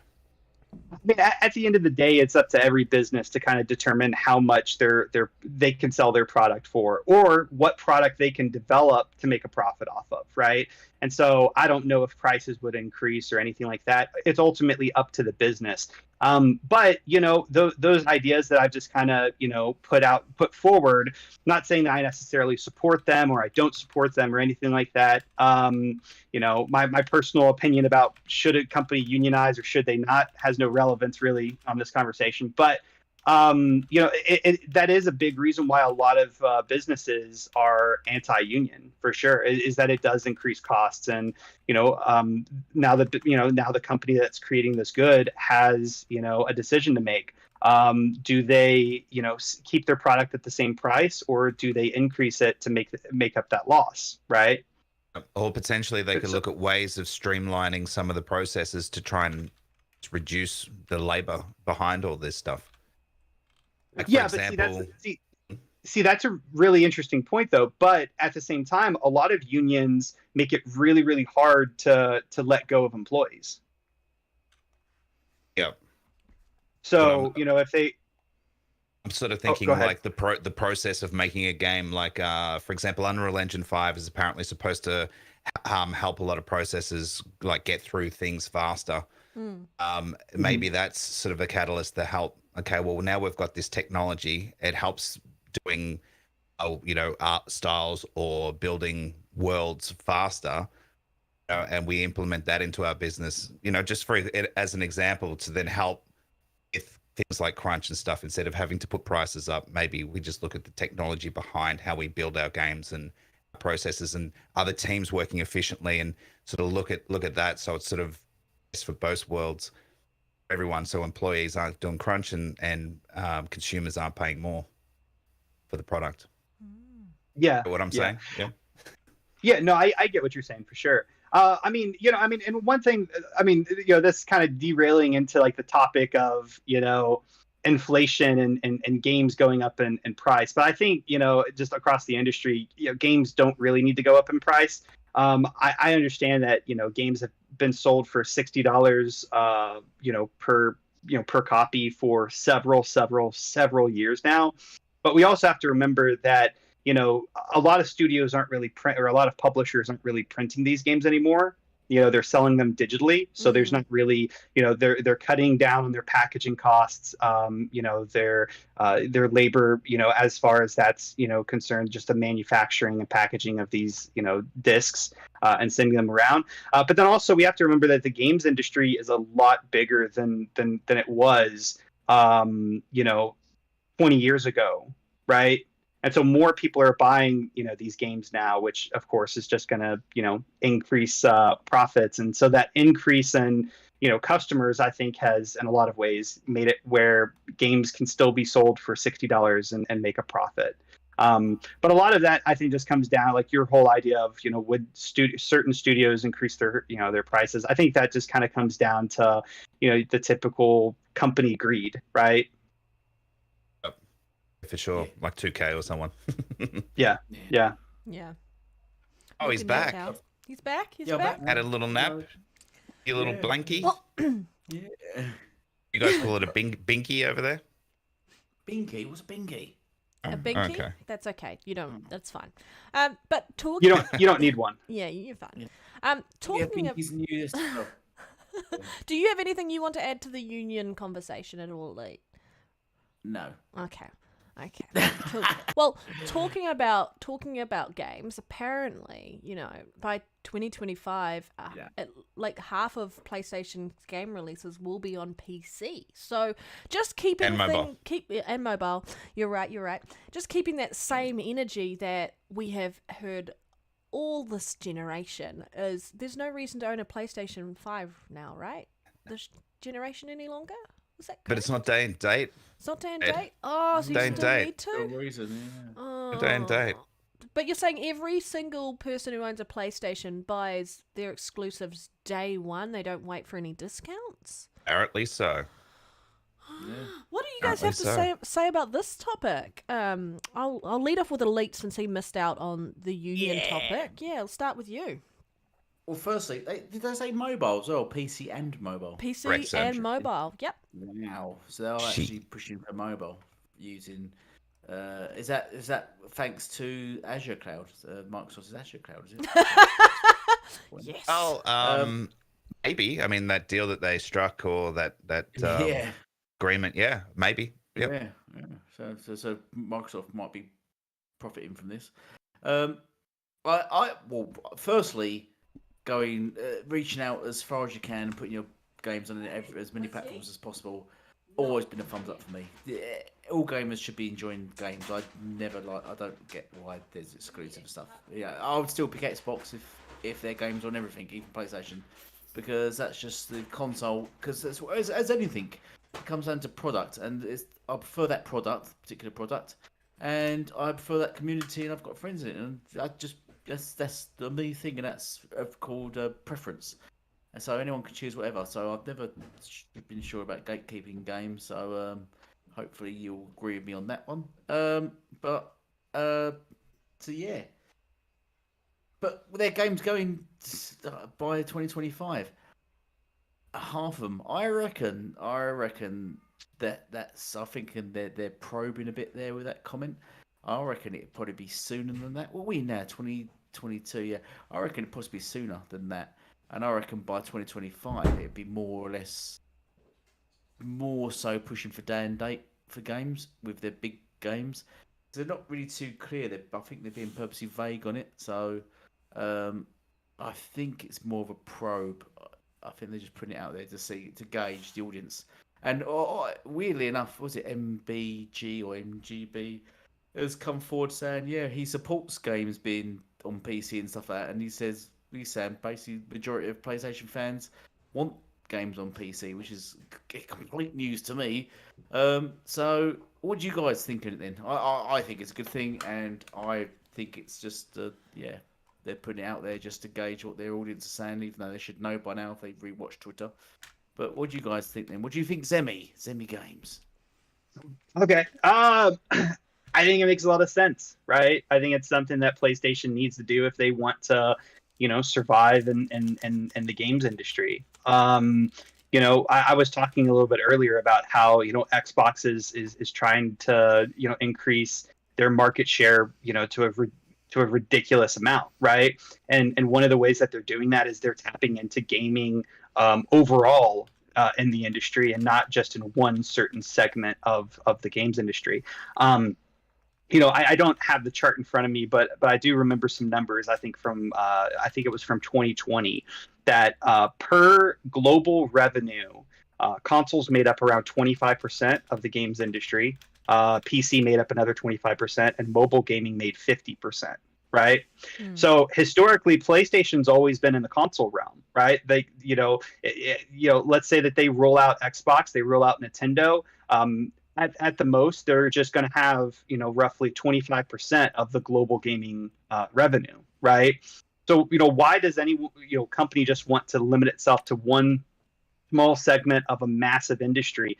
It makes sense for Sony to want to go into mobile and to get some of that money. It makes sense for them to want to jump into PC gaming and get some of that money as well, and diversify, their company and where their customers are located, and potentially give more choice to to their community and to their players.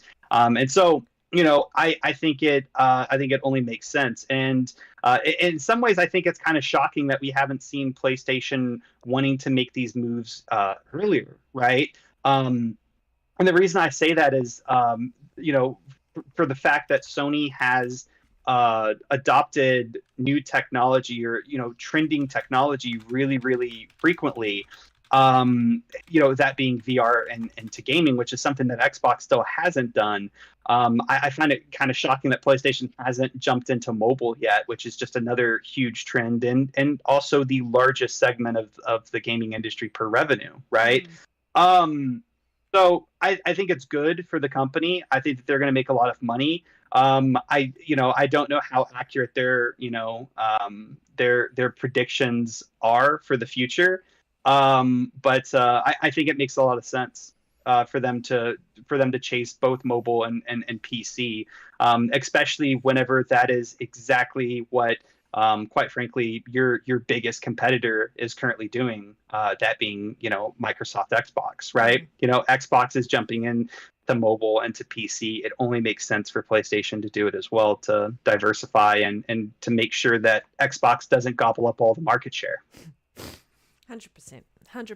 Just want to quickly say shout out to all those watching live as per usual. You are part of the reason we love doing the show every week, reading the chat and so on and so forth. And again, awesome to have Zemi with us. Yeah, interesting though.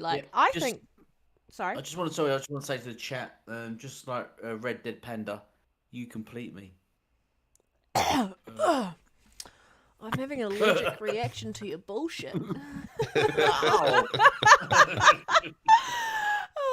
Okay. In reality, is that HR department? Yeah. It's just. I think it's long overdue, guys. I've got to get back on track. I think it's long overdue that they are jumping into more, like putting their toes more into PC and mobile, and I don't think they're going to go day and date right away. I think you're more likely to get day and date on PlayStation first party titles on the actual console, and then maybe 6 months later on the PC. But I think games as a service, that's going to be where the PC and mobile market really takes off for PlayStation. I did miss what Elite said because I had to quickly jump out for a little bit, so it wasn't important anyway. Didn't miss right? anything. Yeah, No, you didn't miss anything. Okay, all right. But I think it's important, and I think for them it's a way to kind of remove the what Jim Ryan's words were around like gatekeeping of their titles and making them available to more people, because the industry is massive when you look at how many people are actually gaming. And as Zemi pointed out, like the market share when you're looking at mobile versus console versus PC versus everything else that we're looking at, this industry is huge, and the consumer market is not solely PC and console based, it is mobile based and so on and so forth. So they're taking steps to do it. I'm just surprised it's going to be 2025 by the time we actually they probably fully commit to that. They need to build the infrastructure. Yeah, They don't have it. They don't have the infrastructure. But it's something that I feel like they should have been building earlier, and maybe it's just something that they're now focusing on since Jim Ryan came in and took over from Sean Layden and such. But kudos to them. And again, this might be a reason for me not to buy a PlayStation. I might just upgrade and build my own PC rig and enjoy the titles that way. Because even if you're playing on mobile or on PC, if you're still playing a PlayStation title, you're still playing PlayStation. It's the same on Xbox. And for people to think that just because you don't need a console to play a Xbox game, and it makes it irrelevant and there are no exclusives, the same can be said on the PlayStation side. And I think people really need to take a hard look at what it means to be a gamer and what it means to be in an ecosystem, rather than just limiting themselves to their console wars and their little egos that they have, because in reality, gaming is bigger than you. And we're seeing that as the industry evolves and moves with the times. And you're going to be left in the dark if you keep that same mentality and that mindset of what you think it means to be a PlayStation gamer. For the toxic PlayStation gamers, the hardcore ones, we have someone in our chat every week, Tryhard fan, and he's a really good guy. And he and Ashtray, we've got Undercover Pony Ashtray on the panel every week. But like, people who actually listen to a conversation and actually go, oh yeah, I see what you're saying. I don't necessarily agree with it, but I see your point of view, and maybe it might change your stance on something. Those people are the ones that should be talking for the community, not the ones who are just outright shaming what it means to be a gamer, or if you're not playing on a PlayStation, and so on and so forth. So I think this will be happy for the PC community, and some people might only go, oh, I don't need an Xbox or a PlayStation, I just need a PC, and they'll be happy about that. But for some of us, we don't like to game on PC, or if we do, it's only specific games. But yeah, the infrastructure, I feel like they're further behind than they should be, and that's where that whole Microsoft coming in and like acquiring Activision Blizzard, and maybe who knows what's happening with EA at this point, but the actual companies we have in the industry now are the ones who know what it means to be gamers and what it means as an industry to us, and they're not going to jump in like anyone else jumping in last minute and trying to take over the industry and bleed us out dry of every cent. So I think we just Red, when PlayStation sold 100 and something million PS4s, and the Gods of War and Horizon Zero Dawns and all that only sell 10 to 20% at the most over its lifespan, isn't great numbers. It really isn't. It doesn't matter what anyone says; they're not great numbers. Attach rates. Yeah. You open that up to PC, mobile, and anything else, and you'll see that number grow. You'll have Xbox gamers who've got PC as well, and they will buy a PlayStation game if they want.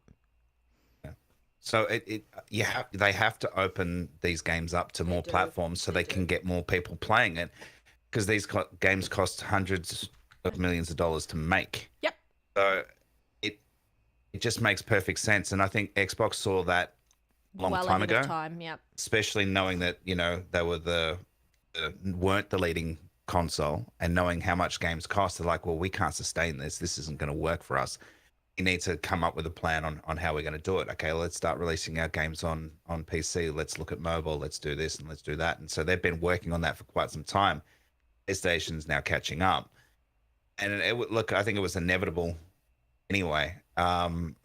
It will give games more life as new people come along. I knew a guy from work, and he had the original Xbox, and he remembers playing the original Halo game on it.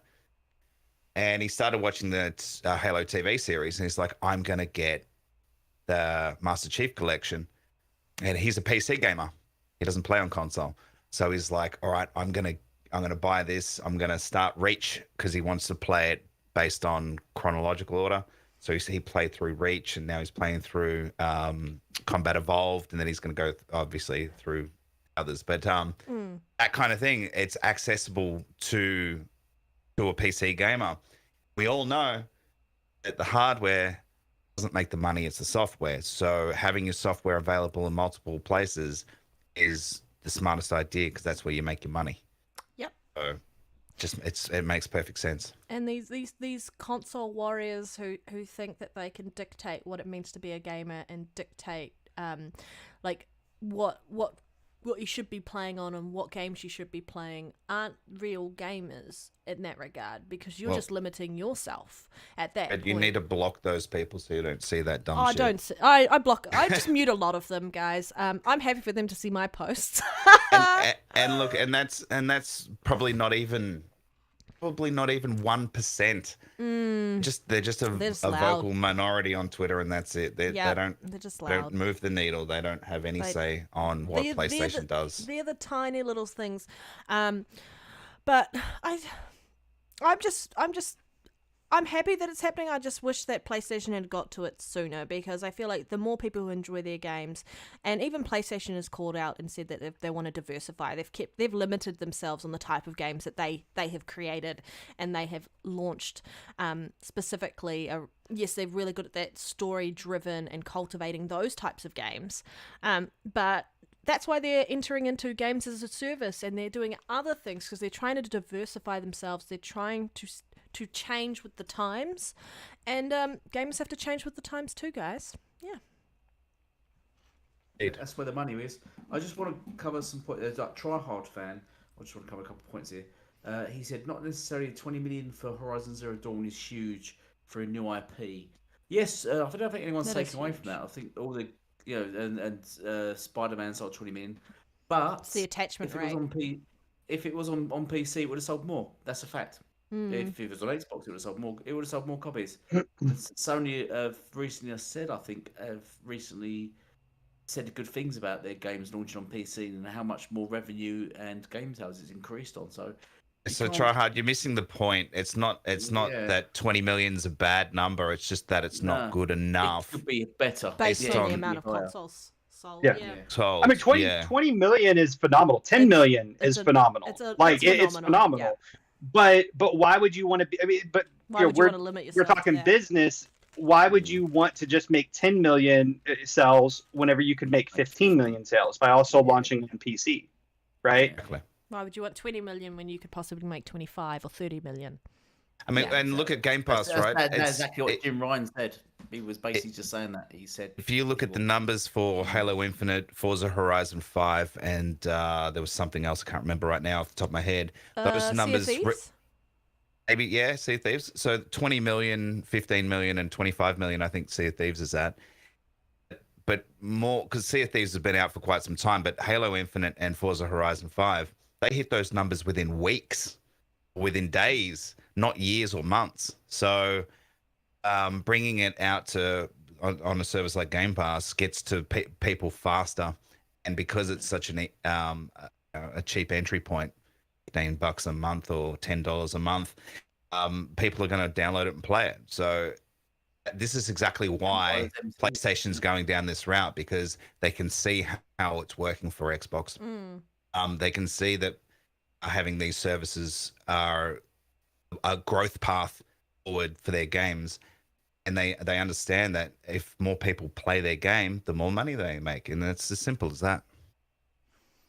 100%. Also, I was going to say, I found it interesting actually, because they are releasing now games on PC. Obviously, God of War, The Last of Us, and stuff like Uncharted. But they've still not touched on Spider-Man. I don't think Spider-Man's on the PC yet, is it? No. Not yet, I don't think. Yet. No, and I think that's just very interesting that they've even 2018 Spider-Man. I think it's the only game yet to release to PC. So I wonder why that is. I wonder if that's something to do with Insomniac or something they've got. I don't know what that is. But it just seems everything's gone to PC now except Spider-Man, or at least PS Plus, is it, or PS Now or anything? Still Spider-Man's still holding out and not going over, and I just wonder why. A very odd decision to not sort of transition that over to PC yet. But anyway, are we done here? I am done, but we're going to move over to one of the fun topics that started during the beginning of the week. Bro. If you have just been in a coma, like prepare to get smacked in the face. Basically, He slept. yeah, get water blasted. Man. Basically, Jamie doesn't know Kotaku what got Jamie- ratioed out of what I'm oblivion this week by Game Pass after they posted on Twitter and a link to their article that they had for after years of hype, the Xbox Game Pass burnout is here. And I thought that was absolutely hilarious because this all started when it was two journalists specifically posted on Twitter that they were announcing that they were cancelling their subscription to Game Pass. Who the fuck announces that? Like, what's the point of it? But to understand the ratio comment, Xbox Game Pass replied saying, "Tell me you limit yourself to only AAA games without telling me you limit yourself to only AAA games." And it had like 65,000 likes versus Kotaku's one, which was like 4,000 likes. So they got ratioed to oblivion. But did anyone see this happen on Twitter? Did everyone get a good chuckle out of this? I'm going to lead off with Ashtray there because I think you and I talked a little bit about it earlier in the week when you were playing Fortnite with Boba Fett. Yeah. Ah, yes. Yeah, look, I did see that, of course. I mean, who didn't? It's, The golden ratio. I actually went back through that guy's account and had a look. I typed in unsubscribe, and he actually, over the years, he's said other times where he's unsubscribing from certain Is this forms and Gene things Park like that. or is this the... Yeah, Gene Park, yeah. Oh, yeah. So this guy obviously does it for attention. Because no one really cares, to be honest with you. It obviously came to light because the Xbox Game Pass account ratioed the hell out of him. I actually put up a tweet. I'd like to report a murder. And Kotaku for me, because it came out at like 4:54 a.m. in the morning, so pronounced them dead at that time. Yeah, look, I don't know why people have to do it. Obviously, it's clout chasing and things like that, and Xbox Game Pass's ratio brought it to more light, actually, so it gave them more attention anyway. So any publicity, even bad publicity, is good publicity. Are we all announcing on the it's show still... that we're all cancelling our Game Pass subscription? Isn't that what we're doing today? No, just you, Oh, because you're a fraud. Oh, yeah. I don't play games. Yeah. Risket likes to remind me of that. I'm a fraudulent gamer. He only plays easy games where he can get high score. Yeah, My Little Pony.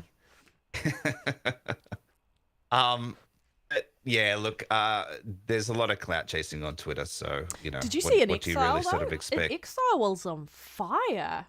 Because It's some like guy, 3 or 4 tweets. yeah, from some them. guy posted like, what games have you released in the last like 5 years? Like you've done more around putting memes online than you have for games. Spent And more, then- yeah. And then they replied like 6 games and like 2 DLCs or something, and I was like, damn, just do your research before you go at someone because they clap back.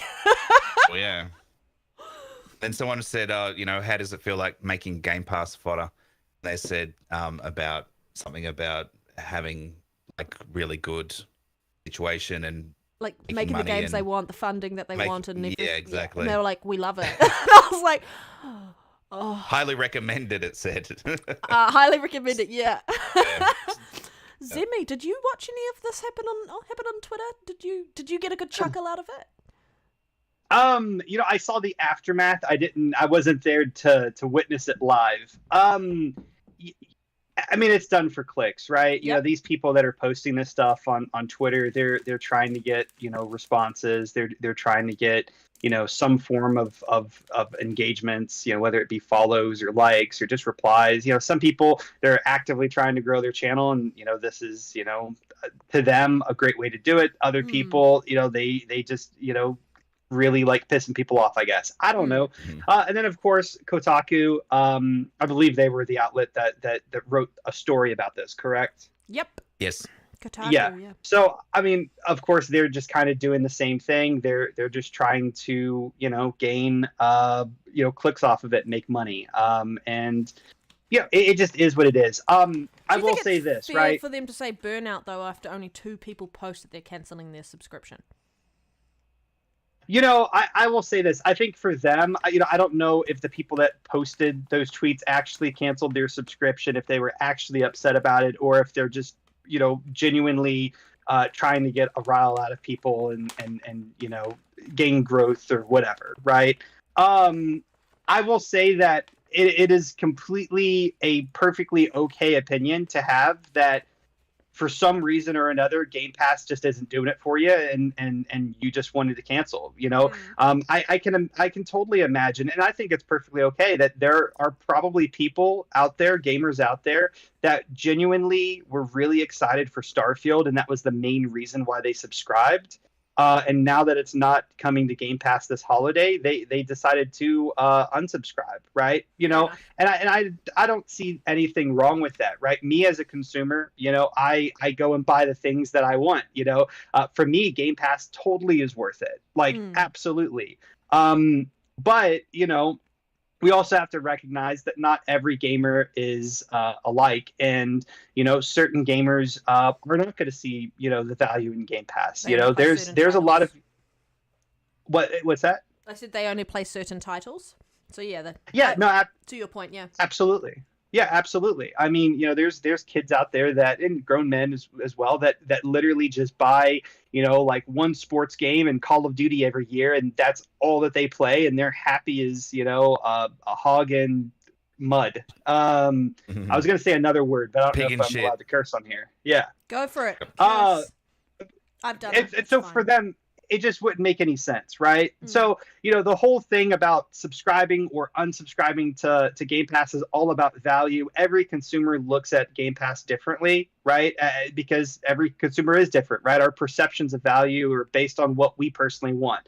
So I don't think that there's any problem with people unsubscribing to this service. To the conversation at hand, I have no idea if these people are genuinely upset at the service. And just vocalizing that they're unsubscribing, or if they actually are just trying to get a rile out of people, right? That's just something, unfortunately, we can't really tell just with the internet the way that it is. But it is what it is. Every consumer needs to look at Game Pass and see if it makes financial sense for you, right? If it's valuable enough, and if it is, you will subscribe. And if it's not, then you'll unsubscribe or just won't subscribe at all. For me personally, I think Game Pass is beyond valuable, and regardless of what people, people sharing their opinions online, I think regardless of that, Game Pass is just going to continue to do nothing but grow, right? Even if people have unsubscribed, it's going to bounce back. Games are going to start releasing. Even this holiday, I think this holiday is still going to be a really good year for Xbox. It's going to be a really good year for Game Pass. In my opinion, I think Xbox is going to go out and get third-party deals to come into Game Pass day and date. So it is what it is. But for the most of it, from what I'm kind of just looking at and just imagining, I think a lot of this conversation is just people trying to jump on bad negative news or make bad negative news and try to get followers and especially when it's a slow news grow on week, social right? media and stuff. We've had like 2 back-to-back weeks of slow news weeks, and now it's just how do we create buzz? How do we create news? And that's what it feels like to me. Yeah. I mean, I'm not saying that no one was talking about canceling Xbox Game Pass before this, but obviously. Starfield being delayed, Redfall being delayed, that's really the motivator for this. Yeah, well, Gene Parks from the Washington Post, so he's a games reporter and journalist. So he probably didn't even pay for Game Pass anyway. He probably got given it for free. So it's kind of attention seeking is what I think. Now to cancel it because of Redfall and Starfield, which weren't coming out until the end of the year anyway. Well, why would you subscribe now? You'd subscribe you'd subscribe in November, December, pick it up there. So it's a load of rubbish, realistically. And I understand to your point, like Zemi, that you said that all gamers are different and things like that. But that's the beauty of Game Pass, is that it caters to everybody. You've got all sorts of games in there. From Sniper Elite 5 that just dropped this week to Jurassic World Evolution 2 dropped like a week or so ago to Super Lucky Tail that's in there and many other platformers and shooters and things like that. So it actually has such an offer that even the fact that you get delays with Starfield, which is really the one that's going to be pushing the needle over Redfall, is, I don't know, I think it's a bit of a farce, to be honest with you. I think that there's enough content there, and there's always content coming in that's new, that's AAA, AA standards, as well as indie titles, there's enough to offer anybody and everybody. And a one game delay isn't the be all and end all, or enough to even cancel service. I agree. And I was going to say, if you touched on read further into their comments, I think I posted on Twitter as well, is that they sort of started talking amongst themselves. The first thing, when they first announced that there was quitting Game Pass, these fellas, they did it literally within minutes of each other. It was that one announced it, I'm leaving, and the other one a minute later said, yeah, I've just left it as well, which is very odd, almost as if it's orchestrated for clickbait, obviously, because nobody really knew or cared who they were until that point.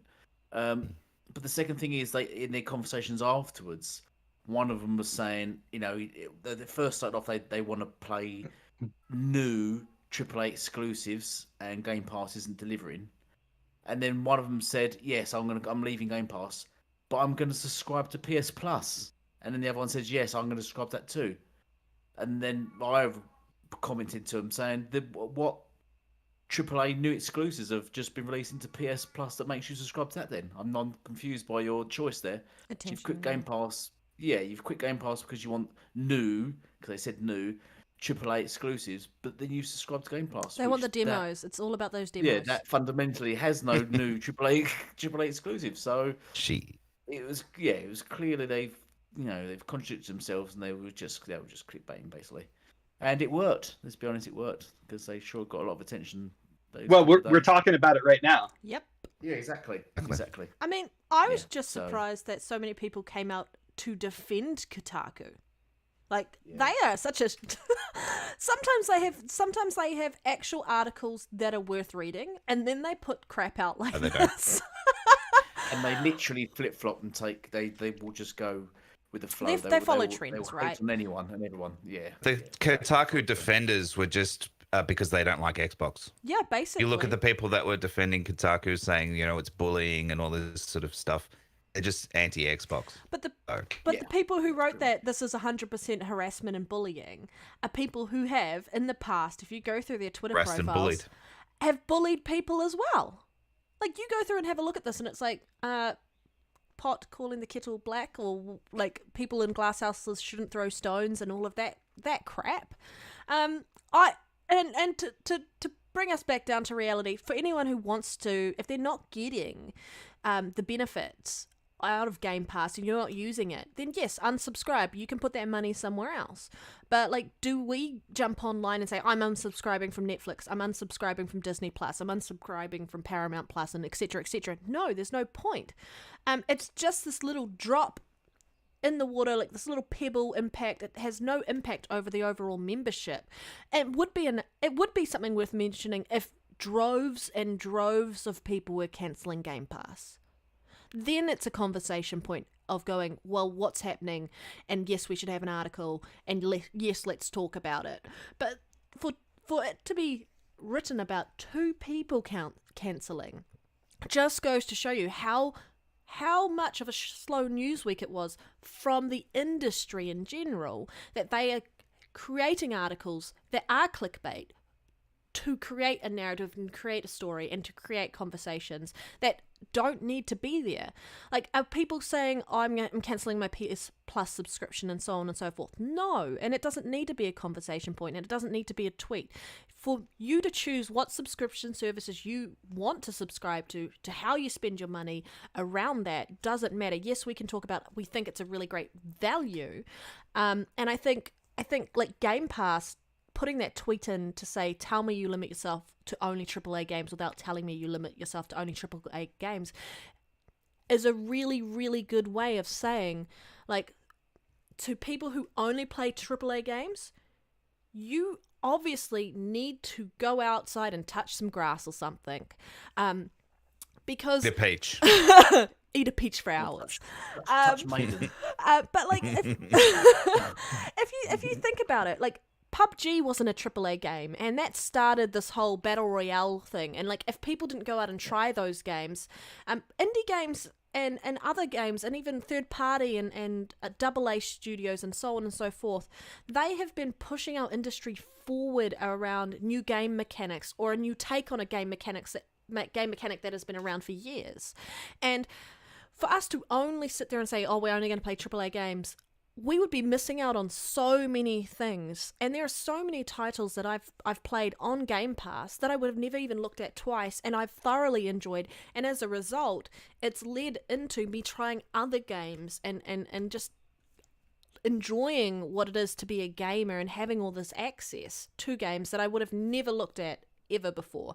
And so it was... And people saying like this is shaming what it means to be a gamer. You're shaming people by saying that, and it's like, no, they're just pointing out that this is a really bad take, and they're doing it in a fun and light manner around it, and pointing out how hypocritical it is. Us gamers talk about how we're waiting for these big games, but there are plenty of games that will be coming out at the second half of this year. Some have not been announced. Some will be announced, and like Zemi was saying, he thinks that Xbox is going to be securing some games for the end of the year, and third-party deals and so on and so forth. And I mean, like Ori and the Blind Forest, Ori and the Will of the Wisp, Cuphead.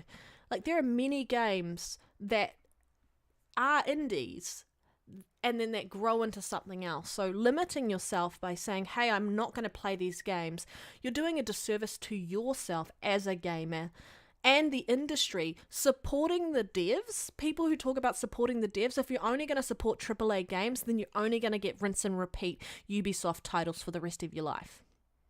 Because very much so. Basically, it's just copy and paste, because they've got something that they can earn money on, but there's going to be the next big thing, and eventually those AAA titles will follow that trend. But it's the indie games, it's the third-party people, the smallest studios that are driving the industry forward. And I think this whole thing just brought to the surface how selfish and superficial some of these gamers are, and how much people hate Xbox for no goddamn reason. Like, you wanted competition. It's here. Xbox is now feeling like the 360 generation again, and they're doing really well. And yes, they've had to say that they've had to put a hold on Starfield and Redfall till next year.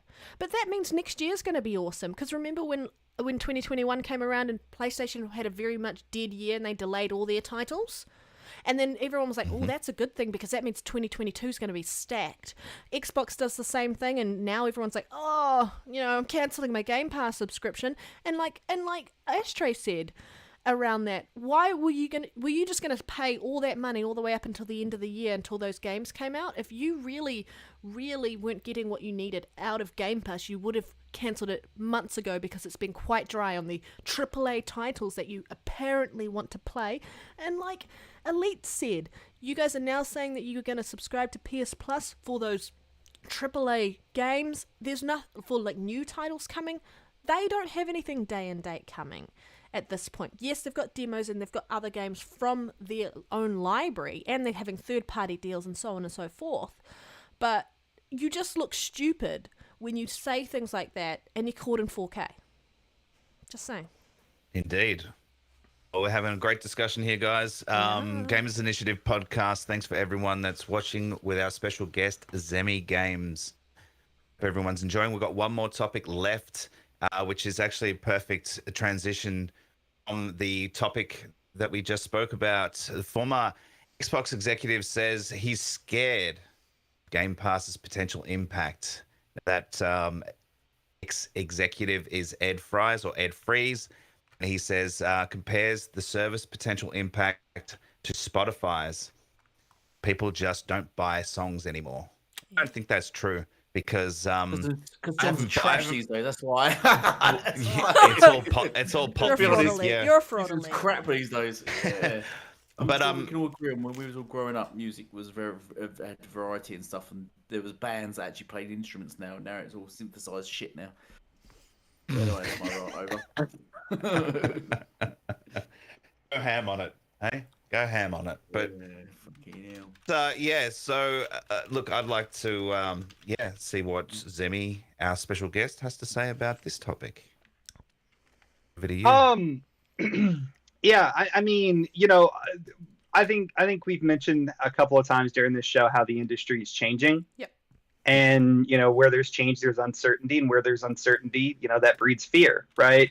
The industry is changing, and we don't exactly know how all of these different moves are going to play out in the end.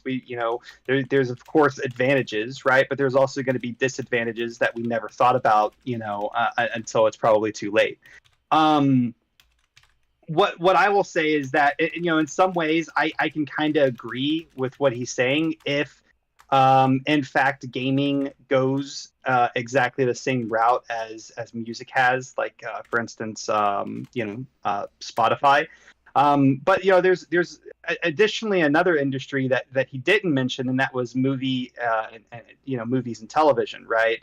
In the sense of not every movie and every television show is currently being is currently watched on like a live stream, right? People still go out to the movie theaters and pay money, right? Now, of course, live not live streaming, but these services has definitely diminished that amount. But people are still going out and buying movies as well. Whether it be purchasing movies digitally on their gaming consoles or on like their Amazon Fire Sticks, so on and so forth. And here in a couple of years, that may dry up as well in the future. We don't know, but as it is right now, it doesn't appear to be. But if gaming did go the way that music has, I think that it would be very devastating for certain developers. Like your big AAA developers wouldn't really harm them all that much. It would change the way that they made games for sure, but it wouldn't be absolutely devastating to their business model. I think a lot of indie studios, it would be absolutely devastating to to their business model. That's just my personal opinion. But there's just a lot that we don't understand, and I think that article did that we're mentioning did a really, really good job at in some ways agreeing with him, and then in some ways also countering, basically just stating the fact that we just don't know enough, right? The games industry and the music industry are very, very, very differently. The author of that article, I think, mentioned how a typical song, someone's going to listen to for 3 minutes, right? Whereas a game is going to be played for hours. Right. So, the amount that we consume that content and how long that content is, I think also kind of plays a role on our willingness to purchase a product versus not purchase a product. Right. I would be more willing to pay $60 for a game where I'm going to be able to play it for 80 hours or 10 hours than I would be willing to drop $1 or 99 cents for just one song. Or, of course, back in the day, $10-15 for an album. So there are some differences between the music industry and the and the games industry, but I think it's perfectly okay for Ed Fries to be uncertain about the future and to be concerned and to have some fear, because I mean, everything's changing rapidly. We can most of us can hardly keep up with technology, right? At least me, I still have an iPhone 6 Plus. Jeez, but man. I know it. Yeah, right. I'm also really cheap, but no, I mean, it's changing. The industry's changing. We don't know what the future has in for us. I don't think video games are going to be completely wiped away. Ed Fries mentions the 1980s, where I mean, gaming could have disappeared. Like, it was that bad, right? Whenever so many people were making really, really low quality games and so on and so forth. Like, he kind of lists that as an example. I don't think games going into live services are going to do that, if that makes any sense. I think probably one of the biggest issues is how it is going to impact indie developers. being able to get funding and to be able to get into these services, because they just don't have as large of networks and so on and so forth as your bigger AAA developers. Does that make sense?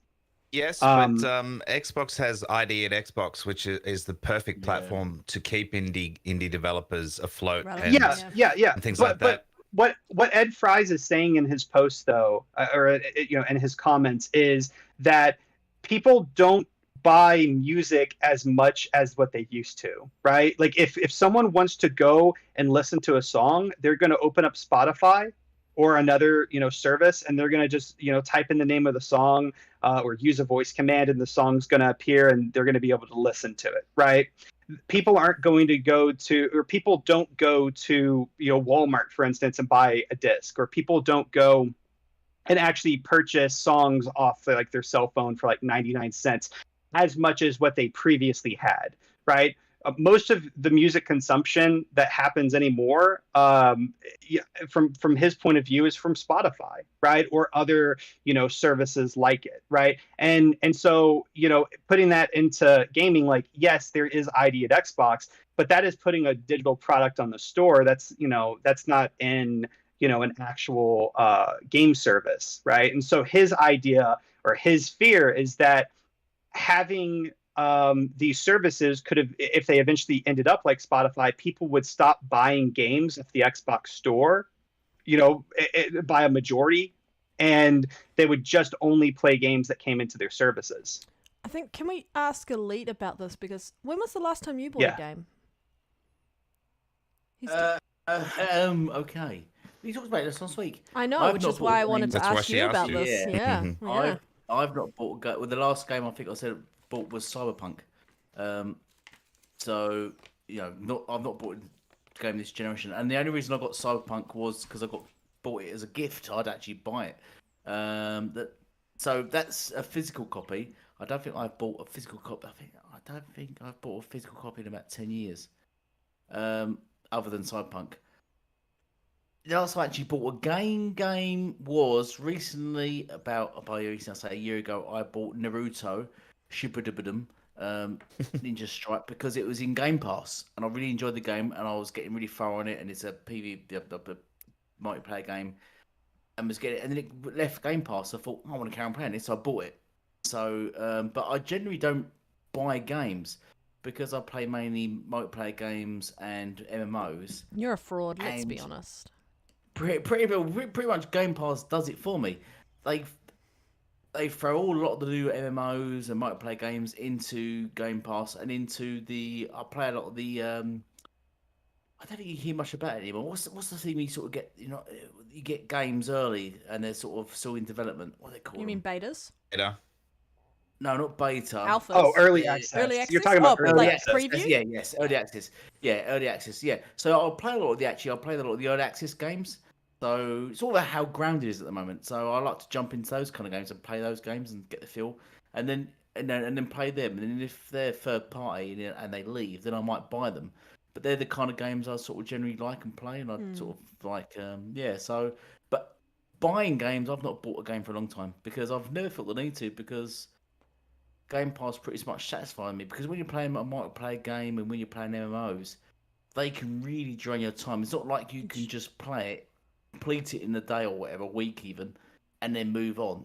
Those games are designed to draw you in and just have own your time, and they do that. So if they're good, and I've been through quite a few of them. So I mean, I've played pretty much all the MMOs that have been in Game Pass.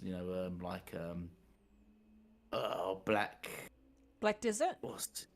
Black Desert, yeah, didn't enjoy that. The combat on that is way too complicated for what it needs to be. What was the other one? There was another. There's so many. Yeah. There's so many, exactly. And so Game Pass does all my needs. It does it for me. So does that mean you're getting rid of your wife then if Game Pass does all your needs? I kind of already got rid of her. I sort of confined her just to one room now. The kitchen, where she belongs. You only interact with her when she's on Twitter. Well, Yeah. I mean, I think like I don't know if his name's Fries or Freeze or I noticed some people in like the chat trying to help me with his name. But I think another one of the points that he's trying to make though is that not necessarily right now, but in the future, I right? think Like you're because right. I can like for instance, right? Like I think most of us sitting right here, maybe even a lot of the people that are in chat have probably bought a CD before, Mhm. right? Especially if they're older. But when was the last CD that you bought? Right? I think a lot of people probably don't buy music really anymore because they do have these just super convenient services, And how many right? CD players do we Um, have, right? exactly, right? And I think that that's one of his big fears is going in the future. How is this going to affect? I don't think it's going to affect money necessarily.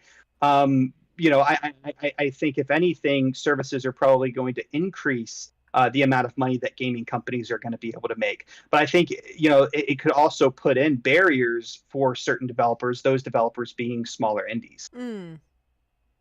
Yeah. I mean, I think he is right around what he's saying around be cautious and be concerned about this. And if you don't Hmm. want the industry to go the way of Spotify, like buy some games. If you like a game you really want to support, yes, you can get it through a subscription service, but buy it because I mean, unlike Spotify, games will jump off subscription services like TV shows drop off Netflix and so on and so forth. And for me, When's the last time you bought a game, Red? I bought. What was the last game I just bought? I think it was It Takes Two. Might have been one of the last games I bought. So last year sometime. I might have bought a game since then. But yeah. For me, like I have been very open and honest at the moment. Like I am saving for something, so I have actually limited myself to not buying games because the one game I really, really, really want to buy is Tiny Tina's Wonderland. But again, I'm not spending money on games at the moment. For the most part, I think the last thing I actually specifically bought was Halo Battle Pass for Season 2. And that was the last thing that I actually purchased specifically towards my gaming. But yeah, for I'll me, buy MTs. Oh yeah, on that. I do buy MTs. for Yeah. me, there are games that I will always buy. Like I will buy Mass Effect when it comes out. I will buy Mass Effect because I love the Mass Effect games. Like absolutely adore them.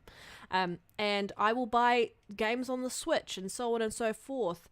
And I will buy games when they're on special. But there's also the benefit of like trying out a game on that subscription service and deciding whether or not it is worth your money. Because there have been times where I've been stung and then I've decided I bought a physical copy and I could go back to EB Games within the first 7 days and get my money back completely. And so I think he's right, and it's good to be reminded of the fact like that if we don't want the industry to become like Spotify, you have to be smart about the moves you make. And I think that's also why on Game Pass's side, they do have games transitioning out of the service, and they'd tell you about it. So if you want to purchase the game, you get a discount through their through the storefront to do that. And as long as they don't just say every game that goes to Game Pass is going to stay there, then I don't think we're going to run into Spotify-esque yet. And as long as that's the way the industry moves and is still encouraging people, like if you want to keep this game and play this game, you will eventually need to buy it, except for obviously the first party titles on Game Pass. But I reckon if they get enough first party titles in, they'll probably start rotating some of those out too once they get a game and enough games in. And because not every single library of games from some of the studios that Microsoft have are sitting in the subscription service, and they're adding things in and they're moving things around at all times. So it was a really interesting article to read and something to kind of keep at the back of your mind. And I think that's part of why we're looking at PlayStation's side, and their gamers are so adamant that they want to buy their games and they want to support the devs and they want to do that because I think they think that the industry could turn towards what Spotify is, and then the developers are impacted and so on and so forth. And to your point, Ashtray, where you're talking about the ID at Xbox, I think that is really key around that as well, about making sure that these developers and their games stay relevant and stay on the forefront, and part of that is through Game Pass. And if you like an indie game and it's going to be leaving Game Pass, you can purchase it. So, I mean, as long as the industry doesn't go full on Spotify, then I think we'll be okay. And part of that is making sure that we continue to do that. And I do like what they did with the Game Pass myth. Oh, I can't think of the word of it. I just want to cut in there. I was just going to say that Netflix does rotate quite a lot, actually, their stuff. Yes. As well, just like Game Pass. But then when you look at other subscription services like Disney, they don't, because a lot of their stuff, I suppose you could sort of coin it the same way, is a lot of Disney stuff is first party. A lot of their stuff in there. But they have to build out their library, right? Made this, which they've made themselves. And you're not going to remove stuff that you've made yourselves from your own subscription services, which I think is what Game Pass is more aimed. Xbox is more aimed at. I think they're more aimed towards the Disney service, where they virtually majority of their stuff will be first party stuff they own themselves, rather than third party. And I think that will phase out. Then they won't have to sort of pay out people. Nah, they're gonna need third party, dude. They've they've already need third party. Yeah, they will have third party, but I think that's why they're buying up the big publishers to get the big third party games in there, like Call of Duty and stuff like that. The big names in there, so they won't have to be. So there'll be very few they'll be reliant on outside of the games like COD and stuff. I mean, they've already got Call of Duty. This is why I was going to make a video on. I think their next big target will be EA. I think that will be their big target, because if you get those sports games in Game Pass, they've won. This game over. If you get FIFA and stuff like that, they've won Europe. It doesn't exist now. Yeah. I don't think that the sports games would go first party, if I'm going to be honest. And the reason I say that is, I mean, we just recently saw it happen with the MLB, like the show, right? Like the Major League Baseball, the organization wanted their game to be available everywhere, right? Because baseball fans, it doesn't matter if you own an Xbox, doesn't matter if you own a PlayStation, you can still be a baseball fan, right? And I think that would kind of ring true to football or soccer, as Americans call it, FIFA games, right? Like, people on Xbox and PlayStation both enjoy soccer. Yeah, it would be exclusive. It would be, I don't think. I think if Xbox buy EA, it won't be exclusive. Yeah. Okay, you just think it would just be in the service, right? Yeah. Gotcha. Day one. Yeah, they'll go. Okay, yeah, I just misunderstood you then. Yeah. Yeah. No, sorry. I think if they was to buy EA, the only stuff that would be exclusive to Xbox Game Pass would be Respawn's games, minus Apex. I think if they made a Titanfall 3, for example, or maybe a Jedi Fallen Order 2, that could possibly be exclusive to Game Pass. Other than that, I think everything else would be just day one in Game Pass, including Battlefield and all their sports games and everything. And I think EA's acquisition would be very much like what they're doing with the Activision Blizzard, and saying you can self-publish and you can put the games where you want, but you can also put games on Game Pass. So I as much as I think people want to say that if that happened, like Jedi Fallen Order, the sequel, would be solely on Xbox, I think that would probably go third party, actually. And I think that would stick there, because again, in order for that game to succeed, it needs a bigger market. And I mean, that's what happened with the title in the first place. It had a bigger market share for people to decide if they wanted to play that game. And there's still plenty of people who have not played that game. I've downloaded it. I've still actually got to sit down and run through that game. But I think Xbox has locked down what they want to lock down.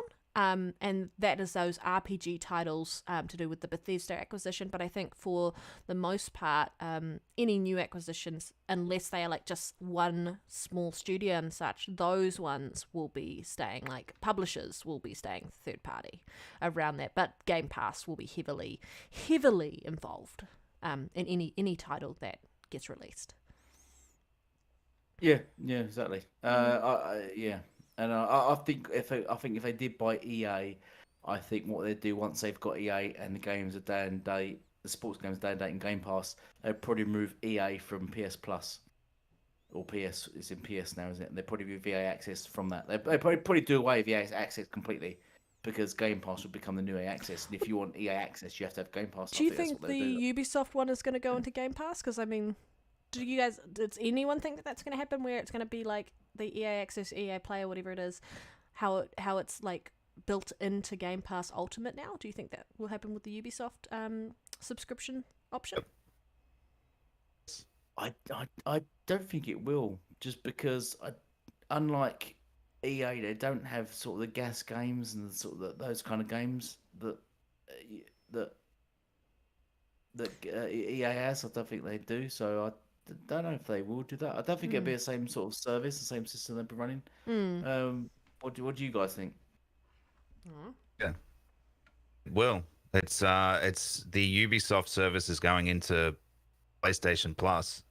Already announced that, and we're going to hear about it at the Xbox Showcase, I reckon. You reckon? Yeah, it will be. Announce a deal. Zima, your thoughts? Yeah. I mean, I think who knows, but I would say it also probably depends on exclusive contracts and stuff like that, right? For instance, we don't know if Xbox blocked EA Play becoming a part of any other gaming service. You know what I mean? And same for Ubisoft, right? These businesses sometimes do those types of things. Like we've seen, I think it was certain contracts for Resident Evil 8. Like Resident Evil wasn't allowed to go into Game Pass due to a contract that they had with Sony, right? So there could be contracts that block Ubisoft coming into the Game Pass or becoming a part of like the Game Pass service. I mean that's just something that we just don't know about. Other than that, I mean, I think a lot of it just kind of comes down to how much is what percentage is Xbox would Xbox have to give Ubisoft to allow that service as a part of Game Pass, right?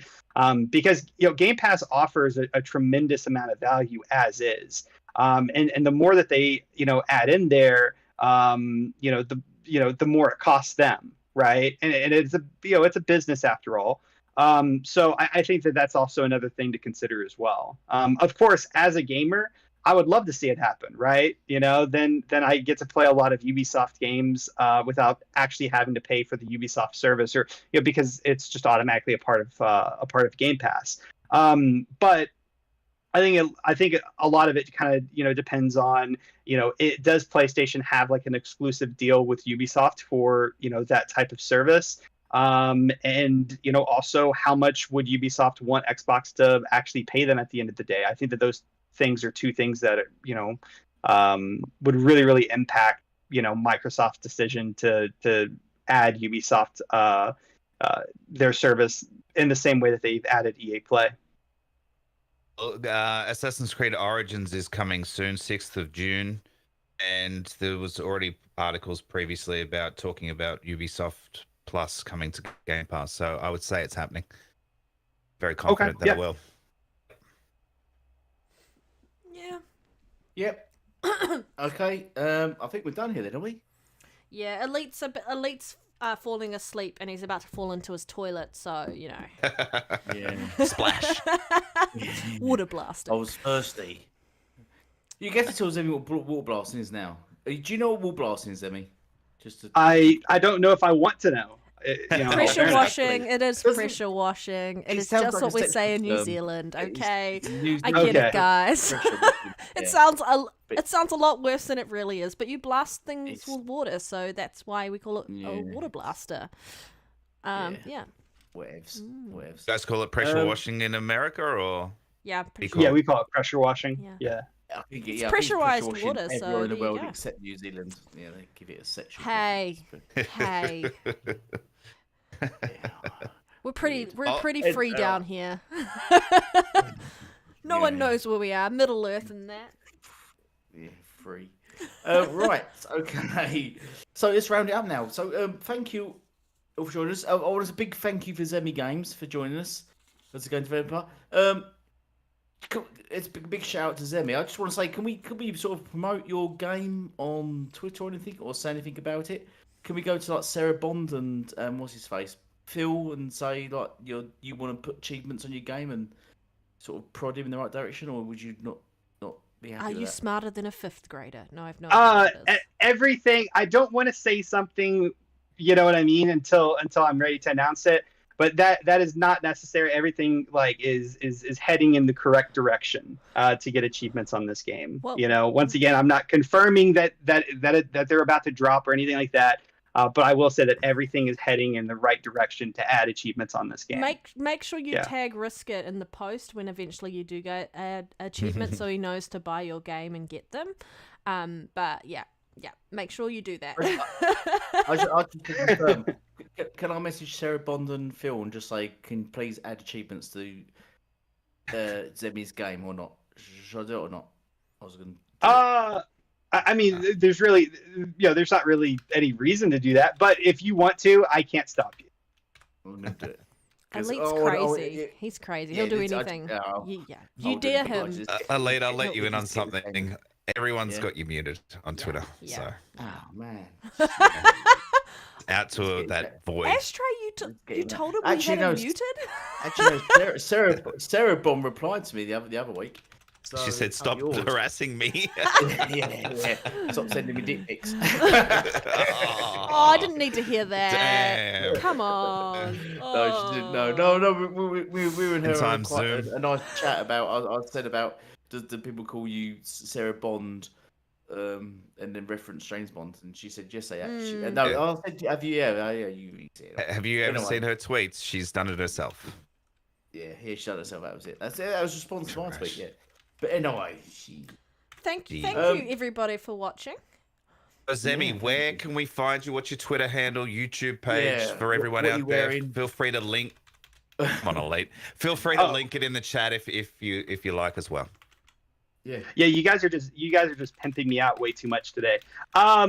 Yeah, so so on Twitter, my game studio, its Twitter account is @GoldenrodGames, and we just recently released our very first game called Back to School. You guys can purchase it on Xbox or Steam for $4.99.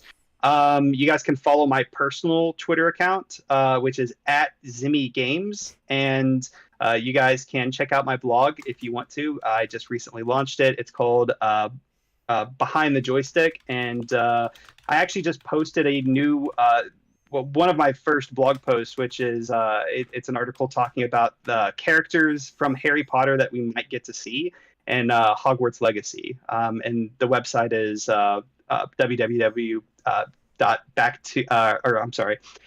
behindthejoystick.com. There's so much for me to remember. I have so much like different stuff going on. It's ridiculous. You'll have But to yeah, write it that's- down. I really should.